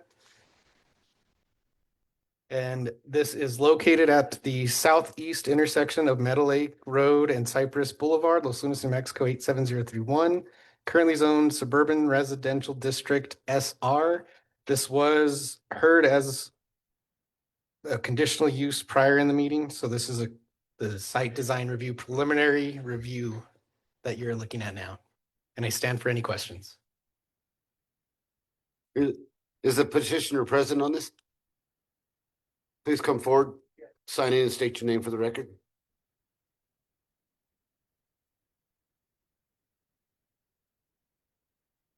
Sean Gabaldon, Harvest Developments and Vermilion Lakeland and Cattle. Go ahead, sir. If I may, Ryan, This is just for, are we just request, this is for site review? Is that correct? Chairman Preliminary- Commissioners, that's correct. So this is the preliminary site design review. This is not a final approval. This is a general approval of the plan. Then potentially for the follow-up for the final site design review, it's at the commission's discretion whether they feel that needs to come before them once again, or if that'll be an administrative review at that point. So, commissioners, you've heard, it's basically, it's the exact project we've been talking about for the last, however long it's been. I guess what we're asking is if you want it to be an administrative, all the plans and everything going to the staff and having them bring them to you for your. What do you want? I think the staff would be appropriate, with your insight. And if you felt at some point you needed us to come back in front of you, we would. Then if you want our insight, then you have to come before us. Okay, because we can't do it on an individual basis or anything like that. We come together as a commission and we respond as a commission. So if that's what you're looking for, then I would say that you could table it until another time that you're prepared with a full site preparation. In the meantime, you can work with the staff to get that preliminary site ready. Does that make sense? Yes, So you can table this. correct. So you can ask that we table it. Now, if in the process of tabling it and you're working with the staff and you and the staff come up with whatever you come up with, they're going to make sure that our word is followed, okay? So, and if a month, 2 months, 3 months, 4 months down the road, you're like, well, I don't even need to go before the commission. That's fine. You're just tabling it now. Yes, I think that's what we'd like to do. Then you have to ask us. Yes, I just wanted to ask for some clarification, please. So, our intent was to get the permission to proceed forward with the traffic count study, start laying out how the site looks and everything. But it's very important to us as developers that we have your final input as a board, that you're happy with the blueprints, drainage plans, HOAs, all of it. So you have all the information as a board for final approval. That's very important to us. Our So- staff makes us look good. We don't make them look good. They make us look good. So when you go through the staff at Valencia County and they properly guide you onto what should and should not, could not, will and will not be in those plans, you've got the blue ribbon from us as far as a go goes, because they're the workers. They're good. If you want to bring it towards us, I would love to hear it. Yes. I just want to clarify. So this presentation was just a kind of a preliminary, just a draft, just an idea. By, let's say, make a motion for something like we approve the preliminary site design, but everything has to come back to us. And I feel that's important, not just for us, or not, put all my faith in planning and zoning, but gives the people the opportunity to see the movement, to see that this was achieved, this was done, the traffic study was done, this has got changed based on what the people said. That's my 2 cents on it. Great. I love it. Great. Great. Okay. So Commissioner Moran, what do you think a timetable on that would be? Do we have to give a timetable? Chairman Commissioners, no, today this is more a preliminary meeting. If there's certain aspects of the preliminary plan that you feel needs to be looked at, this is our opportunity to state that to the developer and the architect. If there's specific concerns you have, we can address those at this time as well. And that way, when they come forward with the next draft, those concerns will verify that they have been met and that they have been addressed. So that would be what our next responsibility would be. This was to bring it to the public's attention. The site design review is a portion of a multifamily apartment complex, conditional use. So essentially what you're looking at today is just the preliminary. If you guys feel there's specific concerns, specific items needed, additional information required, this is your opportunity to kind of discuss that with the developer and mention that that's what you want to be able to see on the final draft within this realm of the review criteria for a site design review. So would we, if we go over the things that we would question here, I don't, I'm trying to think of how to do this because the public came forward and gave a lot of good input on everything that they would like to see or not see in it. And by opening this up back to the public, I think we're going to get a lot of the same. I think there's a lot of information that we got, Mr. Gabaldon. I would assume that you would agree with that. Oh, absolutely. So anything that you would have had prior to this commission coming together tonight is probably outdated. Does that make sense? Yes. So, And Chairman, Commissioners, yes, I also wanted to state, if today you don't want to make a decision and you want to allow administrative review of the preliminary site design review, Mhm. you don't have to make a decision today. Like you stated, you can table that decision to be made. Mhm. Allow me and the staff to work with the developers, finalize and go over all the preliminary review and bring that in front of you again for the final. yes. And That that's is- why I that was, is an additional option. That is a yeah, great that's why I suggestion was that you looking made. for a table, but I really want to respect Commissioner Moran's opinion on bringing it back before the public Mhm. so that they can see all the work that has been done and where it is leading. Yeah, and the So- scope so of development, I think that's a great idea. Right. So should we set a time limit on this or do we leave that up to the petitioner? So potentially now that you've approved the conditional use, that essentially started the timer. They have a 12-month period to commence development or commence significant steps towards development for that conditional use that was approved. Mhm. So that essentially created a time Okay. so So they have 12, within 12 months. yeah, if there are options for extensions on that, but essentially that conditional use is null and void after 1 year if no construction or nothing is commenced. Do you understand that, Mr. Geldon? Yes, we will be making appropriate progress through it. I don't know with all the engineering that requires if a year is quite enough time to get through everything. So that's But- where you would just need to stay in touch with this. Correct. I'd be working very closely with the staff on that. I mean, I can't control the engineering timeframes, but our goal is to get this done as quickly as possible and put out an excellent product. But you do understand that if it's not Oh, started on within 12 months, then you're going to lose the conditional use. You'd have to start the whole process all over. Or ask for an extension that we've made appropriate. Or ask for an extension, Correct. yes. Yes. But you understand that. Yes. I want you to understand that. Yes. So we're going to give you that. If you're asking us to table it, then we're going to give you that 12-month, up to 12 months. But if we don't hear back, I can't say that because if he does an extension, then it also extend the table. Really, you don't even have to make, Chairman Commissioner, you don't necessarily even have to make a decision on this action item. Okay, You if can, if he says he wants to table it, but he will come back before us, then I can leave it at that, right? yeah, or if we just want to say we're not going to make a decision today, that's, Right. You could say that you're allowing the staff to oversee the preliminary and it has to come back, something like that. yeah. So either option, tabling it today would not cause an issue moving forward with the preliminary discussions. That would not be a problem. I just want to make sure that you get the authority to do the. Well, they always have that authority. Mhm. We're not giving them that authority. They maintain that authority, correct? That's correct, sir. Yeah. So it's not, we're not giving them the authority. They maintain that authority. So, Even though it's before us, interesting. yeah, yeah. So they're gonna, now, if we did not approve the conditional use, then they have no authority because we didn't approve it.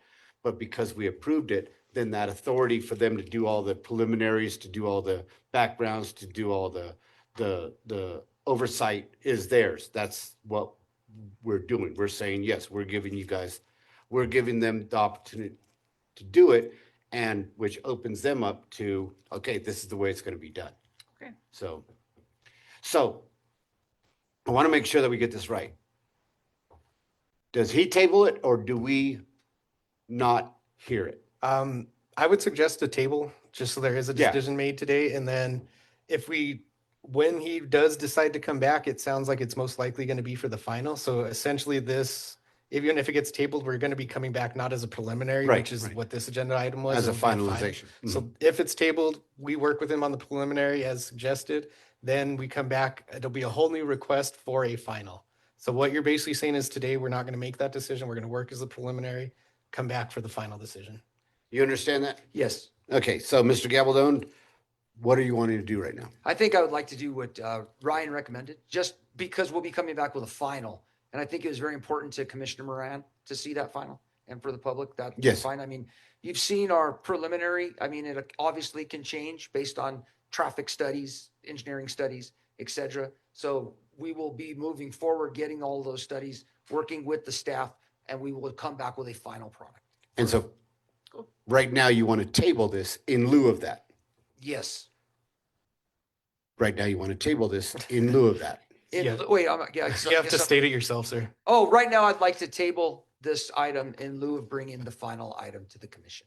Okay, any questions from the commission? Motion?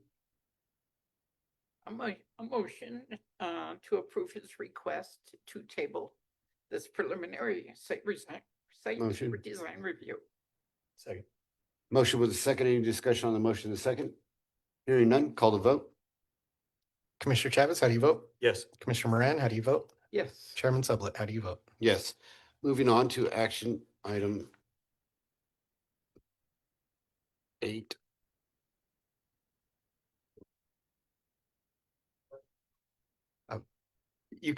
The next meeting of the Valencia County Planning and Zoning Commission will be Tuesday, November 18th, 2025 at 5 p.m. We are hoping to have that meeting back in our courthouse. Chairman Commissioners, I did confirm with the manager's office. We should be back in the commission chambers of Valencia County Admin. Excellent. So that will be back at the courthouse. And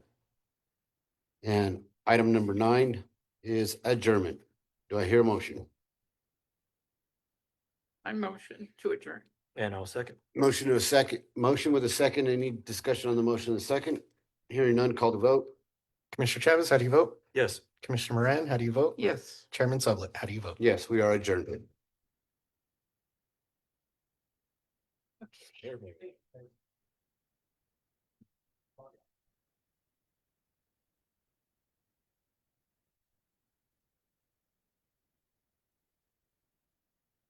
Right? Oh, thank you. I think it'll give the people the right information and trying to guess this stuff. So, yep. All right. It means that the property was set up